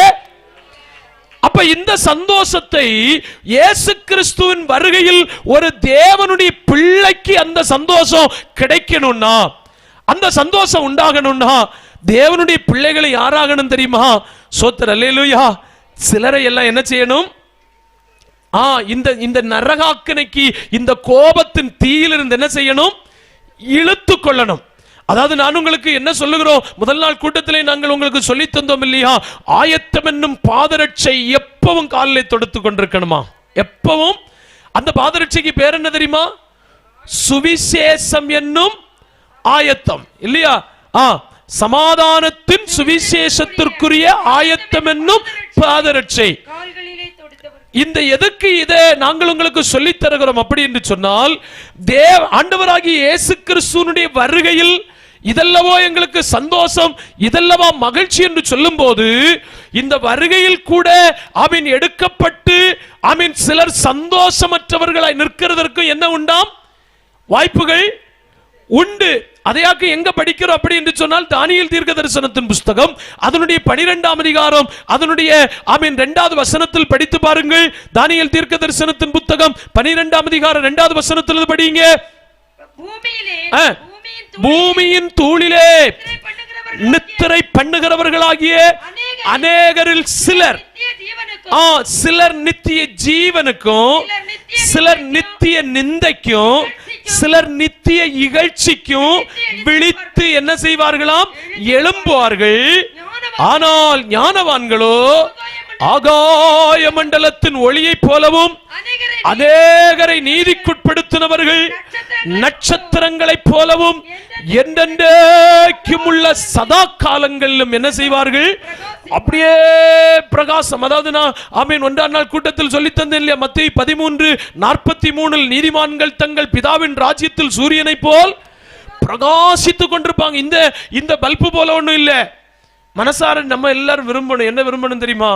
இயேசு கிறிஸ்துவனுடைய வருகையில நம்ம எப்படியும் ஒரு 1,00,000 வாட்ஸ் அளவுல என்ன செய்யணும்?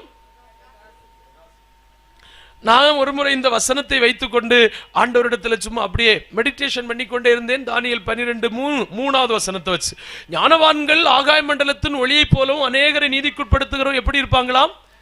நட்சத்திரத்தை போலவும் என்றென்றைக்கும் உள்ள சதா காலங்களிலும் பிரகாசிப்பார்கள். யாரு? யாரு யாரு? எல்லாரும் சொல்லு. உங்கள்கிட்ட நான் கேட்டுட்டு இருக்கிறேன். யாரு? எத்தனை பேரை நீதிக்குட்படுத்தினீங்க?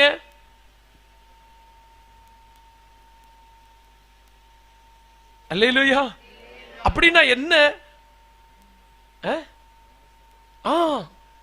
ஒரு ஆத்துமாவை சந்திப்பதல்ல, அது ரொம்ப முக்கியம். அந்த சந்திக்கிறவர்களுக்காக மீண்டும் மீண்டும் ஜெபித்து அதோடு நிறுத்துவதல்ல முக்கியம்.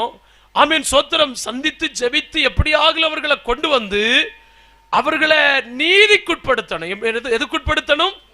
அதாவது மத்தேயு 3:15 இயேசு சொன்னார் இல்லையா, நீ தடை செய்யாதே, இப்படித்தான் சகல நீதியையும் நிறைவேற்ற வேண்டியது நமக்கு ஏற்றதா இருக்கிறது.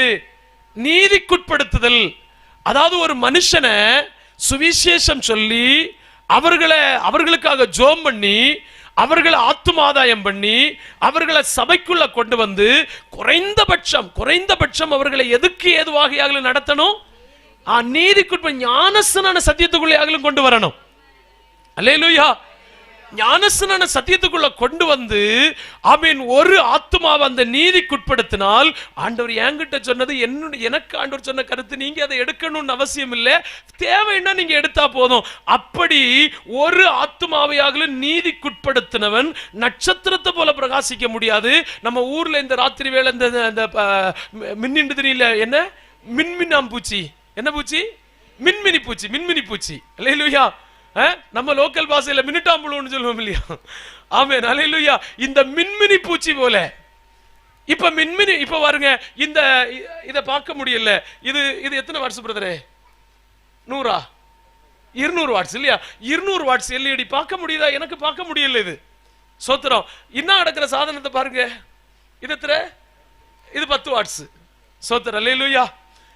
இங்க 200 வாட்ஸ் அடிச்சிட்டு இருக்கிறது, இங்க 10 வாட்ஸ் தொங்கிட்டு கிடக்கு. பெட்ரூம்ல போய் பார்த்தா 0 வால்ட் கிடக்கும். பரலோகத்துல 0 வால்ட் போல வந்து நிக்க எனக்கு போதும்னு சொல்றவங்க ஒரு அல்லேலூயா சொல்லு பாப்போம். அப்படியாகலும் வந்தாலும் பரவாயில்லை. அல்லேலூயா. ஆயினும் கல்யாண வீட்டுக்கெல்லாம் போகும்போது எல்லாரும் நல்ல சாரி உடுத்து, நல்ல செருப்பு போட்டு, நல்ல கோட்டு டையெல்லாம் கட்டிட்டு வரும்போது அப்படியெல்லாம் வரும்போது நாங்க கொஞ்சம் ஒரு துணியங்களும் அயன் பண்ணி எங்களும் போட்டுட்டு போண்டாம நினைக்கிறவங்களாக்கும் அதுபோல நிக்க முடியலனாலும் அதுபோல போய் ஆமீன் அதுபோல கார்ல போக முடியாட்டியும் அதுபோல ஆமீன் நமக்கு ஒரு ஸ்டேட்டஸ் இல்லாட்டியும் இருக்கிறது எங்களுக்கு நினைச்சு அயன் பண்ணி எங்களுக்கு போட்டு போகக்கூடிய ஒரு தகுதியை தேடுவோமா தேட மாட்டோமா? அல்லேலூயா. அதுபோல 200 வால்ட் பல்புக்கு பக்கத்துல போய் ஆமீன் நீங்க ஒரு மின்னுட்டாம் புழு போல நின்னா நீங்க நிக்கிற இடம் கூட அப்ப அங்க போய் சிரிச்சிட்டு நிப்பீங்களா அழுதுட்டு நிப்பீங்களா? அல்லேலூயா. இங்கே சொல்லப்பட்டிருக்கிறது அநேகரை நீதிக்குட்படுத்துகிறவர்கள் எதை போல பிரகாசிப்பார்களாம்? ஒரு பாஸ்டர் காலம் சென்றார், அவருடைய ஒரு கான்ஃபரன்ஸ்ல சென்றிருந்தேன். அந்த கான்ஃபரன்ஸ்ல அவர் ஒரு வார்த்தை சொன்னார், 6000 பேரை ஞானஸ்நானம் கொடுக்க கர்த்தர் எனக்கு கிருபை செய்தார் அப்படின்னு. இந்த கையினால் எத்தனை பேரை? 6000 பேரை. அவங்க வாய்மொழியை சொல்றேன், உண்மையா போயான்னு நமக்கு தெரியாது, காலம் சென்று விட்டார்கள். அந்த அவருடைய பிரசங்கத்தில் அவர் இப்படி ஒரு எங்க ஊழியர்களை உற்சாகப்படுத்துவதற்கு அவர் சொன்னார் இப்படி, ஆண்டவர் தந்த இந்த குறுகிய காலத்தில் எத்தனை பேரை ஞானஸ்நானப்படுத்த கர்த்தர் வாய்ப்பு தந்தார்? 6000 பேரை. சொல்லு பாப்பா, எத்தனை பேரை? ஆதி சபையில சாம்பார் வளம்புகிறதற்கு 7 பேர் அழைச்சாங்க. அந்த சாம்பார் வளம்பு அழைச்ச பிலிப்புவை பார்த்து ஆண்டவர் சொன்னார், நீ போ ஆமீன், இந்த ஆமீன் சோத்திர மனாந்தர திசையாய் போ என்று சொல்லும்போது அங்க போய் எத்தியோப்பியா ஆமீன் ராஜினியினுடைய அந்த மந்திரியை ஆமீன் அந்த ராஜாத்திக்கு மந்திரியாய் இருந்த அந்த மந்திரியை ஞானஸ்நானம் கொடுக்க கர்த்தர் கிருபை செய்தார். யாருக்கு? பிலிப்புக்கு. யாருக்கு? பிலிப்புக்கு ஒரு பாக்கியம் கிடைச்சது. யாரை? மந்திரியை ஞானஸ்நானப்படுத்துவதற்கு. சோத்திர அல்லேலூயா, அல்லேலூயா. எத்தியோப்பியா ராஜஸ்திரியினுடைய மந்திரியும் எல்லாவற்றுக்கும் அதிகாரியமா இருந்த ஒருவனை போதும், நமக்கு விஷயம் இப்படி கிடைச்சா போதும். பாருங்க, அந்த ஒரு மனுஷனுக்கு யார் ஞானஸ்நானம் கொடுக்கும்படியான பாக்கியம் கிடைச்சது? பந்தி விசாரிப்பதற்காக. எது விசாரிப்பதற்காக? பின்ன விசுவாசிகள் ஞானஸ்நானம் கொடுக்கண்டான் ஆண்டவர் விரும்பாம இருப்பாரா? எத்தனை பேரை சரி நீங்க கொடுக்கண்டா, எத்தனை பேரை ஞானஸ்நான சத்தியத்துக்கு நேராக கொண்டு வந்தீர்கள்? சும்மா ஒரு உதாரணத்துக்கு சொல்றோம், ஐயா மன்னிக்கணும் வரணும் சோத்திரம், உங்களை நான் வேற எதுவும் சொல்றதில்லை, கவனிக்கணும். இங்க பாருங்க, எங்கேயோ ஒரு சூழ்நிலையில வச்சு இவரை சந்திக்க நேரிடுகிறது என்று நினைத்துக் கொள்ளுங்கள். இல்லைன்னா இவர் என்ன சந்திக்கிறார் அப்படின்னு நினைத்துக் கொள்ளுங்க. யார் யாருன்னு எங்களுக்கு தெரியாது. சோத்திரம், இவர் வந்து என்கிட்ட பேசுகிறாரு, என்னையா நீங்க கொஞ்சம் சோகமா இருக்கிறீங்க, அது ஒண்ணும் இல்லையா, என்ன வாழ்க்கை அப்படின்னு நான் சொல்றேன். இவர் சொல்றாரு, பரவாயில்லையா, எல்லாம் மாறும், ஏசப்பா மாற்றுவார், ஏசப்பாவுக்காக நீங்க வாழுங்க. உங்க வீட்டு பக்கத்தில் எங்கேயாவது சர்ச் இருந்துச்சுன்னு சொன்னா அந்த சர்ச்சுக்கு போங்க ஐயா, ஏசப்பாவை ஏற்றுக்கொள்ளுங்க. ஏசப்பா சமாதானம் வைத்திருக்கிறார், சந்தோஷம் வைத்திருக்கிறார், பரலோக வாழ்வு இருக்கிறது. நீங்க இப்படி துக்கப்பட்டு இருக்க வேண்டிய அவசியம் இல்லை. இந்த உலகத்தின் ஓட்டத்தை முடிக்கும் போது, வாழ்க்கையை முடிக்கும் போது உங்களுக்கு ஒரு நித்தியம் இருக்கிறது என்று இப்படி சொல்லிட்டு இவர் போயிட்டார். வருகை வந்து விட்டது, வருகை வந்து விட்டது. பரலோகத்தில் இப்ப எல்லாரும் போய் அந்த நம்ம படிச்சோம் இல்லையா, அந்த பிதாவின் சன்னிதானத்தில் நீங்கள் எல்லாம் அப்படி இருப்பீர்கள். அப்ப அந்த சன்னிதானத்தில் போய் நிற்கும் போது என் மனதெல்லாம் கடந்து அடிச்சுட்டே கிடக்கிறது. ஏன் கிடக்கிறது அப்படின்னு சொன்ன, எனக்கு இன்னும் சந்தோஷம் வந்து சேரவே இல்ல, நான் பதறிக்கொண்டே நிற்கின்றேன், துக்கப்பட்டு கொண்டே நிற்கின்றேன். இப்ப இவர் வந்து சோத்திரம் அதே போல நிக்கிறார் அப்படின்னு நினைச்சுக்கிடுங்க. இவர் அப்படி இவரும் அது போல திருதிரு பார்த்து நிற்கும் போது திடீரென்று என்ன கண்டார். கண்ட உடனே அங்கிருந்து கை காட்டுறார். உடனே நான் இவரை பார்த்தேன். உடனே ஞாபகம் வந்து, ஓ இந்த நாள் இந்த இடத்துல பூமியில வச்சு இவரல்லவா என்ன நீங்க எங்கேயாவது சர்ச்சுக்கு போங்க பிரதர்னு சொன்ன போது இவரல்லவா எனக்கு ஒரு வழிகாட்டியா இருந்தா. இவர் உடனே கை காட்டினது எனக்கு புரிஞ்சு போச்சு. இப்ப எங்க 2 பேருக்கு முகத்துல என்ன வந்து சேரும்? இவ்வளவுதான் சந்தோஷம். இவர் உடனே ஓடி இங்க வர, நான் அவரிடத்துல போக praise the Lord, praise the Lord இப்படின்னு ஒருவருக்கு ஒருவர் பார்த்து நாங்க சிரிக்கிறோம். ஏன் சிரிக்கிறோம்னு சொன்னா, இவருக்கு என்ன சந்தோஷம் அப்படின்னு சொன்னா, இப்படி சோகமா இருந்த ஒருத்தன் அன்னைக்கு நான் இப்படி சொன்னதுனால இவன் பரலோகத்துல வந்து சேர்ந்திருக்கிறானே அப்படி என்கிற சந்தோஷம் இவருக்கு. எனக்கு என்ன சந்தோஷம்னா, முகமறியாத இவர் வந்து நீங்க இப்படி இருக்கண்டாம் பிரதர், சர்ச்சுக்கு போங்க அப்படின்னு சொன்னதுனால நான் இங்க வந்தேன் பாருங்க. இதனால் உண்டாகிற சந்தோஷம் இதாக்கும் பரலோகத்துல இயேசு வருகின்ற பெரிய சந்தோஷம். பிரைஸ் தி லார்ட், அல்லேலூயா. எத்தனை பேர் அப்படியானால் இயேசு கிறிஸ்துவினுடைய வருகைக்கு ஆயத்தமா இருக்கிறீங்க? இந்த தெசலோனிக்கே சபையை பார்த்து சொல்றாங்க, ஐயோ நீங்கள் அல்லவோ எங்களுக்கு மகிழ்ச்சியின் கிரீடம். அதாவது நாங்க உங்களை நினைச்சு நினைச்சு நினைச்சு ஆயுசு காலமெல்லாம் சந்தோஷிக்க கூடிய ஒரு கிரீடம் நீங்க. ஏன்னா எங்களுடைய இந்த குறுகிய ஆயுசுல சின்ன காலத்துல எங்களால உங்களை சுவிசேஷத்தை சொல்லி ஆண்டவருக்குள் கொண்டு வரும்படியான ஒரு பாக்கியம் கிடைத்ததே. அன்பான தேவ பிள்ளைகளே, வருகைக்கு நம்ம போகணும், ஆயத்தமாகணும். அதே நேரத்தில் இயேசு வருகிற நோக்கத்தையாக சொல்லுகிறோம். இயேசு வருகிறதனுடைய நோக்கம் என்ன தெரியுமா? மனிதனுக்கு ஒரு பெரிய மாறாத சந்தோஷத்தை தர வருகிறார், நித்திய மகிழ்ச்சியை தர வருகிறார். அது ஏசாயா தீர்க்கதரிசனம் அதனுடைய 35ஆம் அதிகாரம் 10ல சொல்லப்பட்டிருக்கிறது. கர்த்தரால் மீட்கப்பட்டவர்கள் திரும்பி ஆனந்த களிப்புடன் சீயோனுக்கு வருவார்கள். நித்திய மகிழ்ச்சி அவர்கள் தலையின் மேல் இருக்கும். சஞ்சலம் தவிப்பெல்லாம் ஓடி போகும். இயேசு எதற்காய் வருகிறார் என்று கேட்டால், இந்த பூமியில் இருக்கிற சகல சங்கடத்தையும் சகல துக்கத்தையும் சகல விதமான வேதனையும் நம்மை விட்டு மாற்றி ஆமென் நித்திய சந்தோஷத்தை நித்திய மகிழ்ச்சியை நல்ல கைகளை தட்டி ஆவியில நிரம்பி இழந்து விடக் கூடாது. இன்னைக்கு ஒருவேளை துக்கத்தோடு இருக்கலாம், இன்னைக்கு கவலையோடு இருக்கலாம், இன்னைக்கு வருத்தத்தோடு இருக்கலாம், இன்னைக்கு எதையோ ஒன்றை நினைத்து சங்கடத்தோடு இந்த ராத்திரி வேளை இருக்கிறீர்களோ, வீட்டுக்குள்ள சந்தோஷம் இல்லையோ, சமாதானம் இல்லையோ, தேவ பிள்ளையே இயேசுவினிடத்தில் நீ வந்து பாரு. இயேசு சீக்கிரமாய் வரப்போகிறார். இயேசு வரும்போது நித்திய மகிழ்ச்சியை, நித்திய சந்தோஷத்தை, நித்திய பிரதிபலனை, நித்திய ஆசீர்வாதத்தை இயேசு உங்களுக்கு தரப்போகிறார். அல்லேலூயா. இயேசப்பா எதுக்கு வருகிறார் தெரியுமா? இந்த பூமியிலே நம்மப்பட்ட பாடுகளுக்கும் நம்மப்பட்ட பிரயாசங்களுக்கும் நம்முடைய ஆத்தும ஆதாய பணிக்கும் எல்லாவற்றுக்கும் ஒரு மகிழ்ச்சியை நமக்கு தருவதற்காக இயேசு வருகிறார். அல்லேலூயா.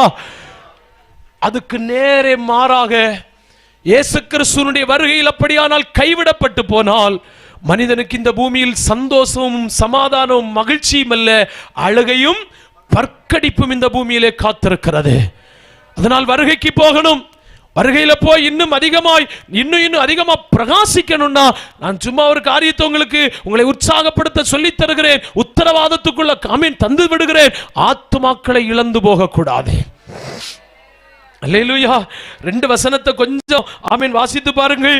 யாக்கோபு நிருப புஸ்தகம் அதனுடைய 5ஆம் அதிகாரம் அதனுடைய 19 20 வசனத்தை படிங்க. யாக்கோபு 5:19-20.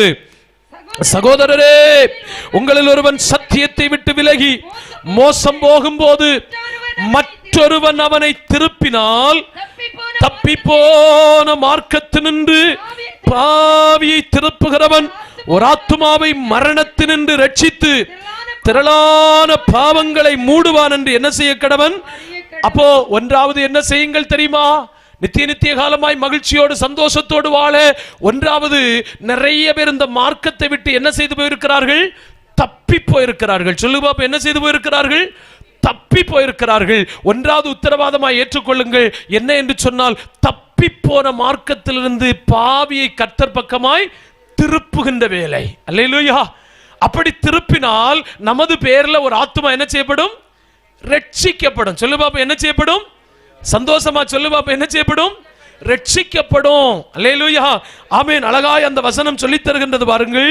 ஆமென். ரட்சிக்கப்படும் மட்டுமல்ல, ஆமென் சோத்திரம், அந்த தப்பிப்போன மார்க்கத்தின் ஒரு பாவியை ஆமென் மரணத்தின் திருப்பி ஒரு ஆத்துமாவை மரணத்திலிருந்து ரட்சித்து அவன் செய்த திரளான பாவத்தை என்ன செய்யலாம்? அல்லேலூயா. ஒரு உத்தரவாதத்தை ஏற்றுக்கொள்ளுங்கள். 2 யூதாவினுடைய புஸ்தகத்தில் வாங்க. யூதாவினுடைய புஸ்தகம் அதனுடைய 22ல படிங்க. 22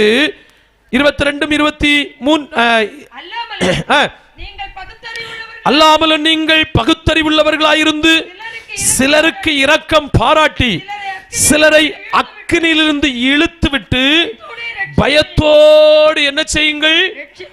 அப்ப 2வது உத்தரவாதம் என்ன சொன்னா, சிலருக்கு என்ன பாராட்டுங்கள்?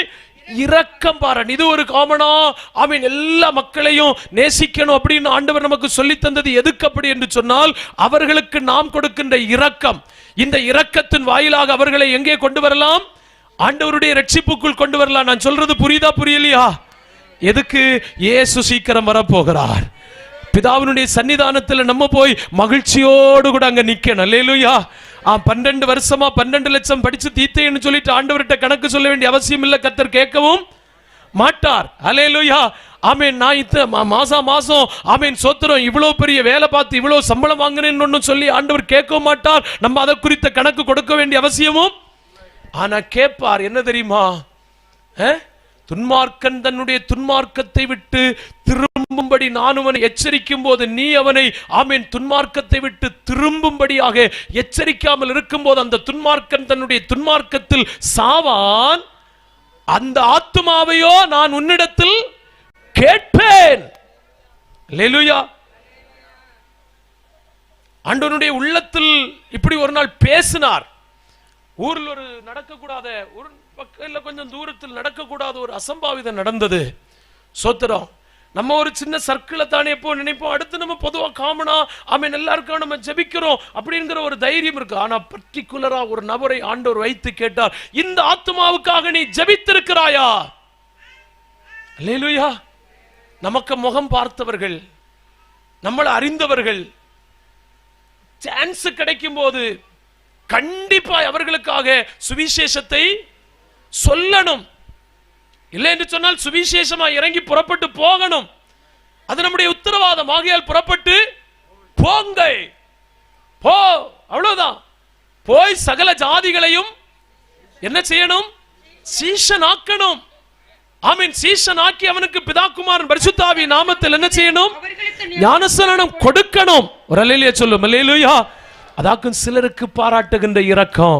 இப்படி ஆண்டவருடைய பிள்ளைகள், ஆண்டவருக்குள் வந்தவர்கள், கர்த்தராகிய இயேசு கிறிஸ்துவினுடைய வருகைக்கு காத்திருக்கிறவர்கள், ஆமீன், இயேசு கிறிஸ்துவினுடைய வருகை ஆவலோடு எதிர்பார்த்திருக்கிறவர்கள், அவர்களை சேர்ப்பதற்காக இயேசு வருகின்றார் என்று சொல்லித் தருகின்றோம் அல்லவா?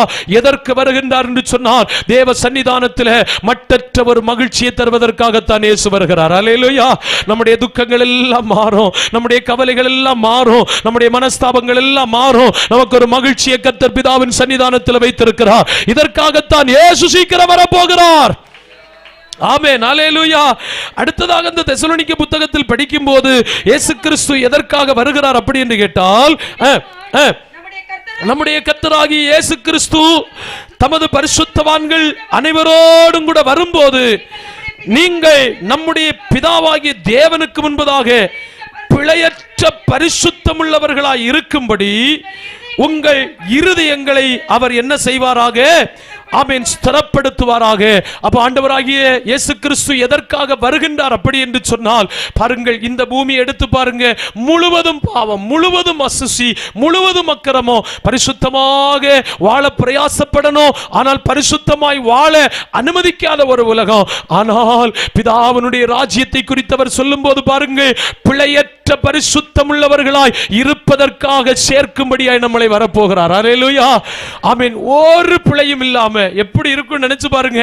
ஒரு குற்றமோ, ஒரு குறையோ, ஒரு களங்கமோ, ஒரு தவறோ, ஒரு தப்பிதமோ யாதொன்றும் இல்லாதபடிக்கு வாழுகிற ஒரு தேசத்தை மறக்க கூடாது. அப்படி வாழ வைக்கத்தான் இயேசு கிறிஸ்து சீக்கிரமாய் மத்தியாகத்திலே வரப்போகிறாராம். நேரம் வேகமாய் ஓடிக்கொண்டிருக்கிறது. அடுத்த ரெண்டு காரியம் முக்கியம் அல்லவா? அதனாலே அடுத்த பகுதியில் போகலாம். ஆமென். 1 தெசலோனிக்கர் நிருப புத்தகம் 4:16 படிங்க. இயேசு எதற்காய் வருகின்றார்? இயேசு எதற்காய் வருகின்றார்? கர்த்தர் தாமே ஆரவாரத்தோடும் பிரதான தூதனுடைய சத்தத்தோடும் தேவ எக்காலத்தோடும் வானத்திலிருந்து இறங்கி வருவார்.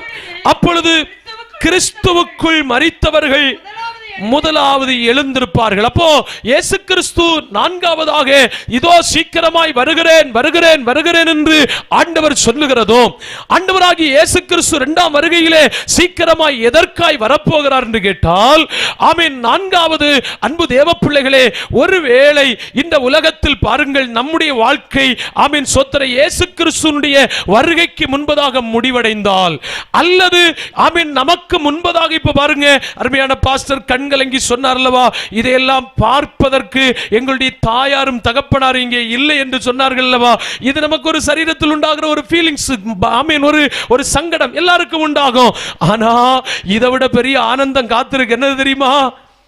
நம்மளை விட ஃபர்ஸ்ட் ஆண்டவரை பார்க்கிறது யாரு? முதலாவது அவர்களுக்குத்தான் இந்த பாக்கியம் என்று வசனம் சொல்லி தருகிறது. அல்லேலூயா. எல்லா மரிச்சவர்களுக்கு அல்ல, தவறா நினைக்க கூடாது. ஆமென். அதனாலே மனிதனுக்கு மரணம் அப்படி என்பது மிகவும் மிகவும் விலையேறப்பட்ட ஒன்று. அது வசனம் என்ன சொல்லுகிறது என்று சொன்னால், ஆமீன், மனுஷர்களுக்கு அல்லது பரிசுத்தவான்களுக்கு ஆமீன் அவர்களுடைய மரணம் தேவனுடைய பார்வையில் மிகவும் பயங்கரமானது, அருமையான ஒன்று. அதனால் மரணத்தை சந்திக்கின்ற தேவ பிள்ளைகள் ஆமீன் எப்படி சந்திக்க வேண்டும் என்று கேட்டால், கண்ணம் மூடின உடனே யார போய் பார்ப்போம் சந்திக்கணும்? இளைப்பாறுகிற ஸ்தலத்தில் பரிசுத்தவான்களை சந்திப்போன்னு போகணும். அல்லேலூயா, சந்தோஷம், அல்லேலூயா, மகிழ்ச்சியோட அல்லேலூயா. அதே போல அங்கே அந்த அந்த பரிசுத்த ராஜ்யத்தில் அல்லது அந்த இளைப்பாறுகிற ஸ்தலத்தில் வாழ்ந்து கொண்டிருக்கிற அந்த பரிசுத்தவான்களுக்கு மாத்திரம்தான் ஒரு பெரிய பாக்கியம் கிடைக்கிறது. என்ன பாக்கியம் என்று சொன்னால், இந்த எக்கால சத்தம் கேட்கும் போது கிறிஸ்துவுக்குள் மரித்தவர்கள் மாத்திரம்தான் முதலாவது. இயேசு கிறிஸ்துவினுடைய வருகையை குறித்து நாங்கள் ஏன் உங்களுக்கு அறிவித்துக் கொண்டிருக்கின்றோம்? இயேசு கிறிஸ்து அப்படியானால் வருகின்ற இந்த புத்தக வரிசையின்படி 4வது நோக்கம் எதற்கு அப்படி என்று சொன்னால், மனித வாழ்க்கையில் மரணம் அப்படி என்று சொல்லுகின்ற ஒன்று, அந்த மரணம் எப்படி நடக்க வேண்டும் என்று நீங்கள் விரும்ப வேண்டும் என்று சொன்னால், அந்த மரணம், அதாவது நீங்க நல்ல வீடு இல்ல, கார் இல்ல, சொத்து இல்ல, இப்படி ஒன்று விரும்பண்டாம். மரணத்தை எப்படி சந்திக்கணும்னு சொன்னால், இயேசுவுக்குள் மரிக்கின்ற மரணமாய் சந்திக்கணும். ஒரு அல்லேலூயா சொல்லும். அல்லேலூயா. யாருக்குள்ள மரிக்கணும்? கிறிஸ்துவுக்குள் மரிக்கணும். எதற்கென்று சொன்னால், கிறிஸ்துவுக்குள் மரிக்காத ஒருவனுக்கும் கிறிஸ்துவின் வருகையில் எழும்பவே முடியாது. அப்போ இயேசு கிறிஸ்துவினுடைய வருகை கட்டாயம். இந்த வருகையிலே ஆண்டவர் யாரை எழுப்புவார் என்று சொன்னால், முதலாவது கிறிஸ்துவுக்குள் மரித்தவர்களை ஆண்டவர் எழுப்புவார். அல்லேலூயா. இந்த உலகத்தில் எவ்வளவோ கஷ்டப்பட்டிருப்பாங்க, எவ்வளவோ துன்பப்பட்டிருப்பாங்க, எவ்வளோ நெருக்கப்பட்டிருப்பாங்க, எவ்வளவோ பாடுகள் பட்டு, சரீரத்தில் அவ்வளோ உபத்திரவப்பட்டிருப்பாங்க, சித்திரைவதப்பட்டிருப்பாங்க. இப்போ மிஷினரி மாற எல்லாம் பாருங்க, எவ்வளவோ சோத்திரம், துன்பங்கள், உபத்திரவங்கள் இன்றும் அனுபவித்துக் கொண்டிருக்கிறாங்க, கஷ்டங்களை சகித்து கொண்டிருக்கிறாங்க. ஒரு அல்லேலூயா சொல்லும். அல்லேலூயா. அதனாலேயாக இவர்களை கர்த்தர் முதலாவது என்ன செய்கிறது? உயிரோடு என்ன செய்வார்? எழுப்புவார். விசுவாசிக்கிறீங்களா? நீங்க நம்புறீங்களா? இயேசு வரப்போகிறார். அல்லேலூயா. யாரும் மண்ணுக்குள்ள என்ன செய்ய முடியாது? படுத்து கிடக்கவே முடியாது. யோவான் சுவிசேஷம் 5ஆம் அதிகாரத்தை படிக்கும் போது வேதம் தெளிவாய் சொல்லித் தருகிறது. யோவான் சுவிசேஷம் 5ஆம் அதிகாரம் அதனுடைய 28, 29 படிங்க. இதை குறித்து நீங்கள் ஆச்சரியப்பட வேண்டாம். ஏனென்றால் பிரேத குழிகளில் உள்ள அனைவரும் அவருடைய சத்தத்தை கேட்கும் காலம் வரும். அப்பொழுது நன்மை செய்தவர்கள் ஜீவனை அடையும்படி எழுந்திருக்கிறவர்களாகவும், தீமை செய்தவர்கள் ஆக்கினை அடையும்படி எழுந்திருக்கிறவர்களாகவும் என்ன செய்வார்கள்?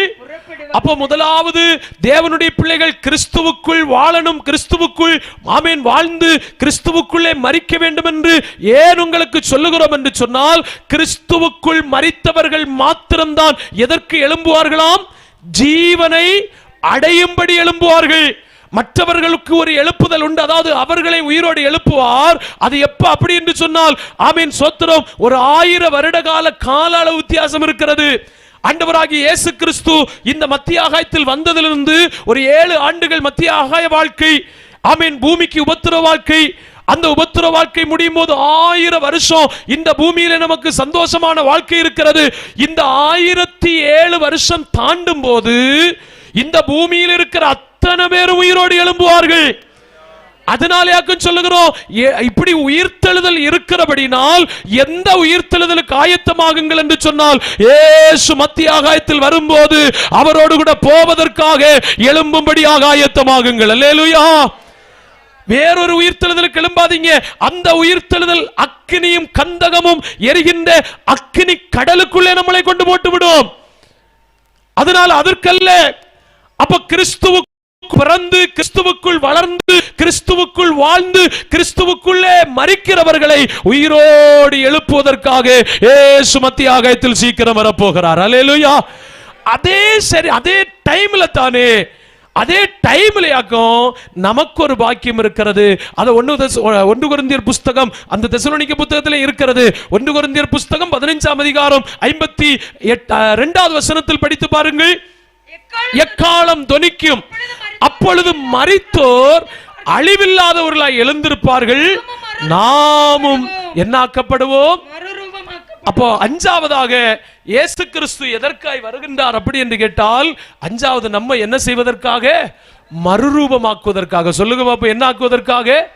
மறுரூபம். மறுரூபம் அப்படி என்று சொன்னால், இயேசு கிறிஸ்து ஏற்கனவே மனிதனை படைத்த போது அவருடைய சாயலிலும் ரூபத்திலும் ஆமீன் அவருடைய ஆமீன் அதே ஸ்தோத்திர மகிமையிலும் படைத்து வைத்திருந்த மனுஷனை விட்டு இழந்து போன சகல விதமான தோற்றத்தை மீண்டும் அவனுக்கு என்ன செய்கிறாராம்? கொடுக்கின்றார். அதற்கு பேராக என்ன அடைதல்? மறுரூபம் அடைதல். அல்லேலூயா. இந்த மறுரூபத்தை தரத்தான் இயேசு சீக்கிரமா என்ன செய்ய போகிறாராம்? மகிமையிலே வெளிப்பட போகிறார். மத்திய ஆகாயத்திலே சீக்கிரம் வெளிப்பட போகிறார். அப்ப தேவனுடைய பிள்ளைகளே, சீக்கிரமாக ஆண்டவராகிய இயேசு கிறிஸ்துவினுடைய வருகைக்கு போவதற்கு நாம் என்ன செய்ய வேண்டும்? ஆயத்தமாக வேண்டும்.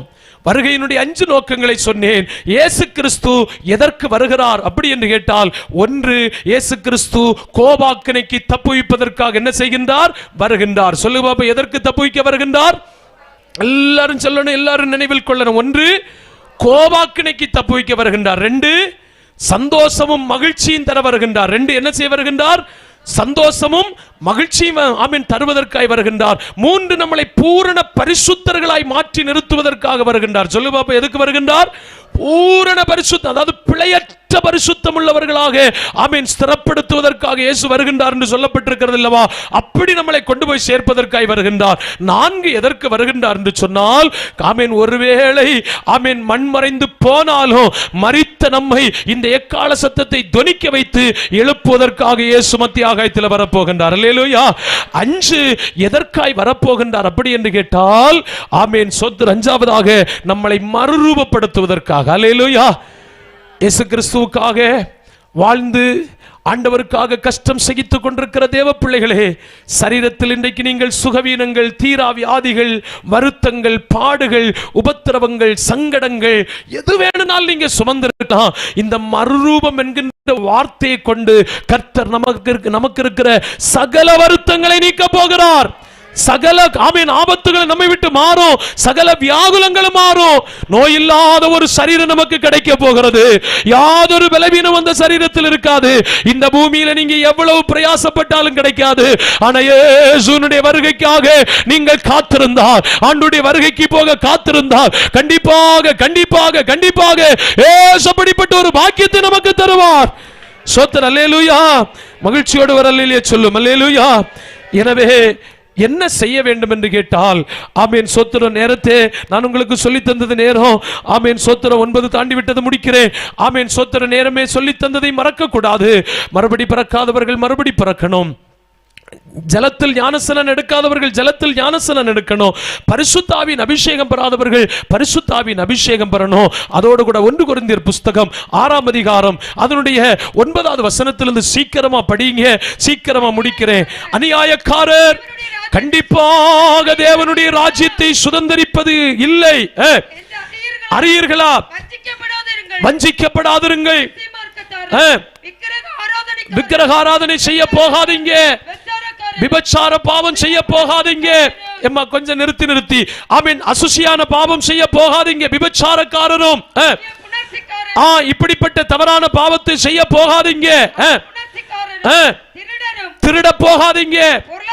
பொருளாசைக்கு நேராய் போகாதீங்க. வெறிக்க போகாதீங்க. உதாசனம், யாரையும் உதாசனப்படுத்தாதீங்க. கொள்ளையடிக்க போகாதீங்க. ஏன் போகாதீங்க ஆண்டவர் சொல்லுகிறார் என்று சொன்னால், இயேசு நம்மளை வருகையில் அவருடைய ராஜ்யத்துக்கு கூட்டிக் கொண்டு போகலாம் என்று வருகின்ற நல்ல நோக்கத்தோடு வருகின்றவர்கள் இப்படிப்பட்ட முதலான காரியங்கள் செய்தால் அவர்கள் எங்க போய் சேர முடியாதாம்? தேவராஜ்யத்துக்கு போக முடியாதாம். அல்லேலூயா. ஒரு சின்ன களவு போதும், ஒரு சின்ன திருட்டு போதும், ஒரு சின்ன பொய் போதும், ஒரு சின்ன வஞ்சிக்கப்படுகின்ற அனுபவம் போதும். யாதொன்றுக்கும் அதனால் இடம் கொடுக்க கூடாது. இயேசு கிறிஸ்து சீக்கிரமாய் வருகிறாராம். அப்ப என்ன செய்யலாம் என்று கேட்டால், இப்படிப்பட்ட சுபாவம் உடையவர்களாய் இருந்தால், வாசிங்கம்மா, தொடர்ந்து வாசிங்க. இப்படி இருந்தாலும் என்ன செய்யலாம் அப்படி என்று கேட்டால், இயேசுவின் நாமத்தினாலும் நமது தேவனுடைய ஆவியினாலும் என்ன செய்யப்பட்டு, கழுவப்பட்டு பரிசுத்தமாக்கப்பட்டு நீதிமானாக்கப்பட்டால் பயப்பட வேண்டிய அவசியம். அப்ப ஒருவேளை இது போன்ற அநியாயங்களோ அசுத்தங்களோ ஆமீன் தேவையில்லாத உணர்வுகளை உண்டாக்கக்கூடிய அசுசியான பாவங்களோ ஆமீன் இப்படிப்பட்ட ஆமீன் தீய செயல்கள் இருந்தால் கர்த்தராகிய இயேசு கிறிஸ்துவினுடைய இரத்தத்தை கொண்டு நாம் என்ன செய்ய வேண்டும்? கழுவணும். எல்லாத்தையும் கழுவணும். கழுவும் போது என்ன கிடைக்கும்? பரிசுத்தம். கழுவப்படும் போதாக என்ன கிடைக்கும்? பரிசுத்தமாக்கப்படுதல் கிடைக்கும். பரிசுத்தமாக்கப்படுதலுடைய அடுத்த நிலைக்கு பேராக என்னது? நீதிமான். அப்போ இந்த பூமியிலே ஆண்டவராகிய இயேசு கிறிஸ்துவினுடைய அந்த வருகையின் நோக்கத்தை என்னில் நிறைவேற்ற வேண்டும், உங்களில் நிறைவேற்ற வேண்டும் என்று நீங்கள் ஆவல் கொண்டால் மறுபடி பிறயுங்கள், ஜலத்தில் பிறயுங்கள், பரிசுத்த ஆவியின் அபிஷேகத்தை பெற்றுக்கொள்ளுங்கள். அதோடு கூட பாவமற்ற பரிசுத்தராய் நீதிமானாய் வாழுங்கள். அல்லேலூயா. யாராய் வாழுங்கள்? அநியாயக்காரருக்கு யாருக்கும் எங்க போய் சேர முடியாது? தேவனுடைய ராஜ்யத்தில் சேர முடியாது. அதவா இயேசு கிறிஸ்துவினிடத்தில் போக முடியாது. எபேசியர் நிருப புத்தகம் அதனுடைய 5ஆம் அதிகாரம் 5 வாசித்து பாருங்கள். எபேசியர் நிருப புத்தகம் அதனுடைய 5ஆம் அதிகாரம் 5வது வசனத்தை படிக்கும் போது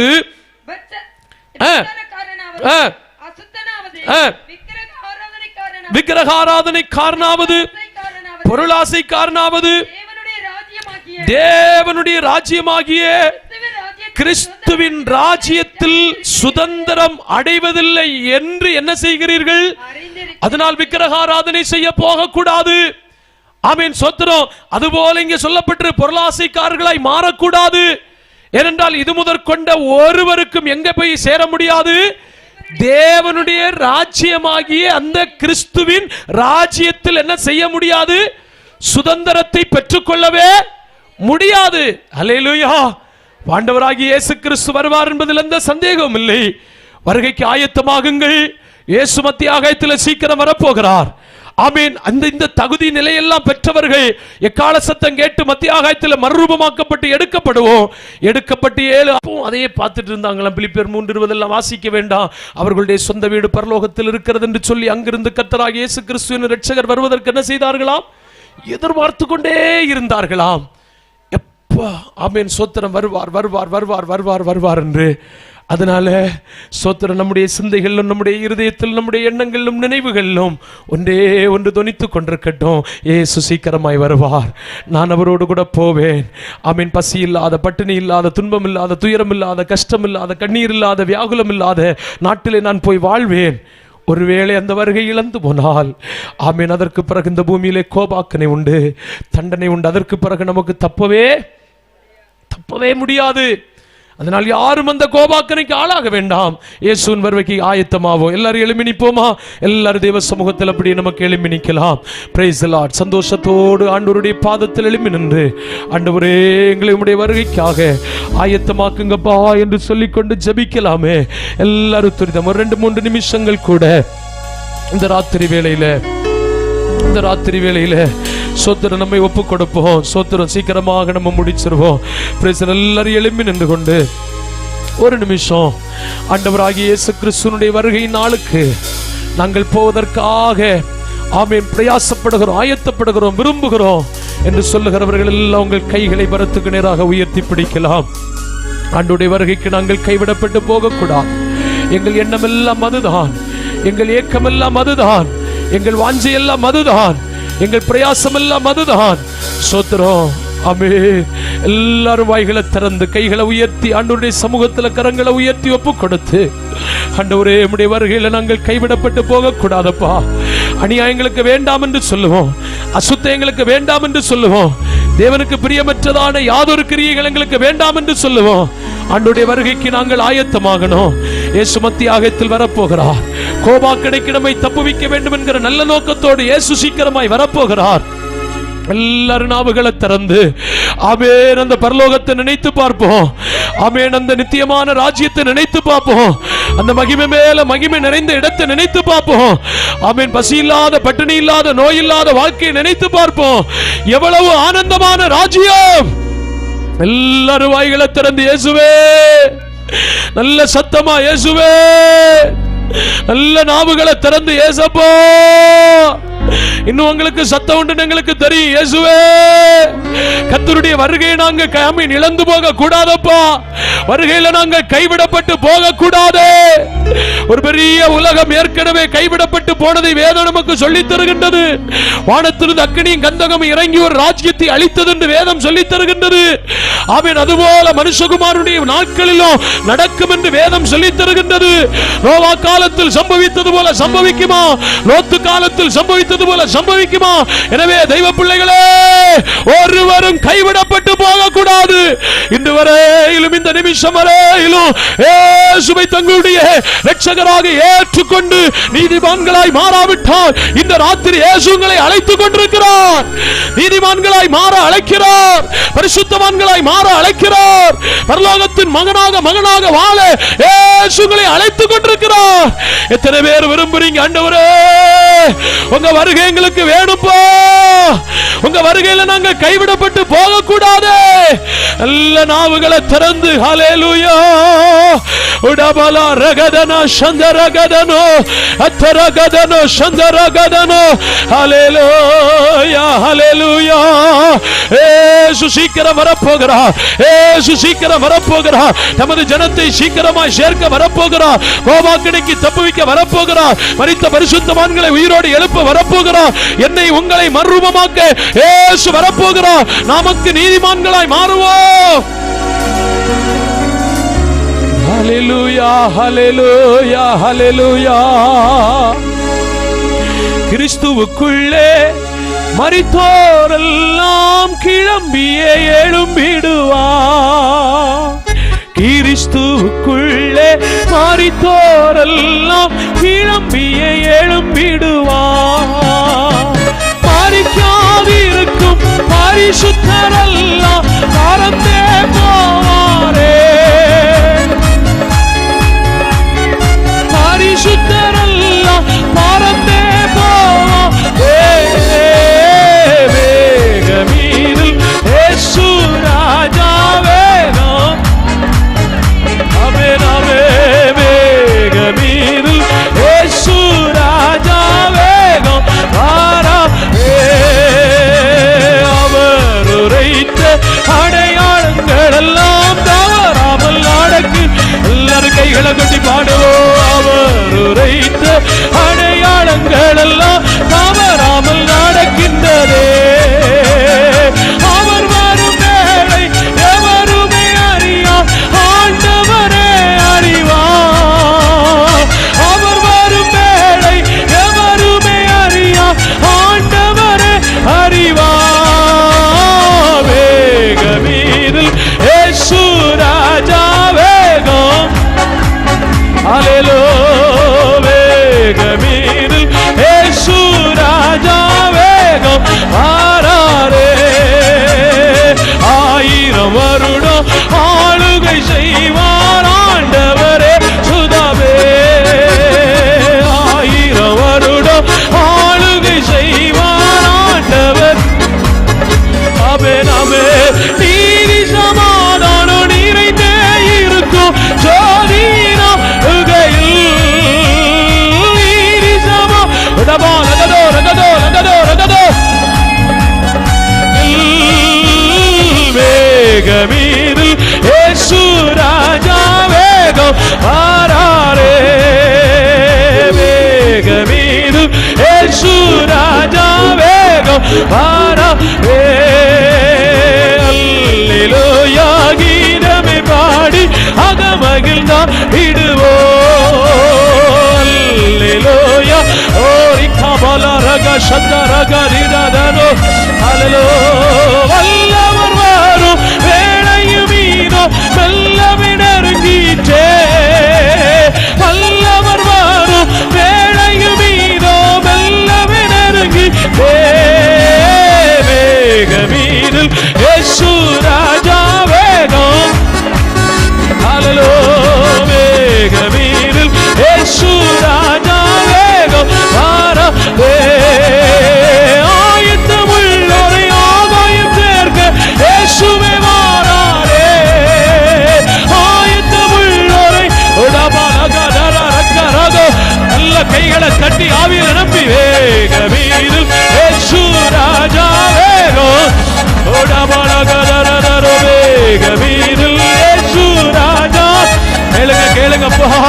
ஆயத்தமாக்குங்கப்பா, ஆயத்தமாக்குங்கப்பா. ஓ இயேசு ராஜா வேகம் வாராரே, வேக வீதில் இயேசு ராஜா உடபலரக சகரரகதனோ. எல்லா கரங்களை தட்டி ஆவியில நிரம்பி வேகம் வாராரே, வேக வீதில்.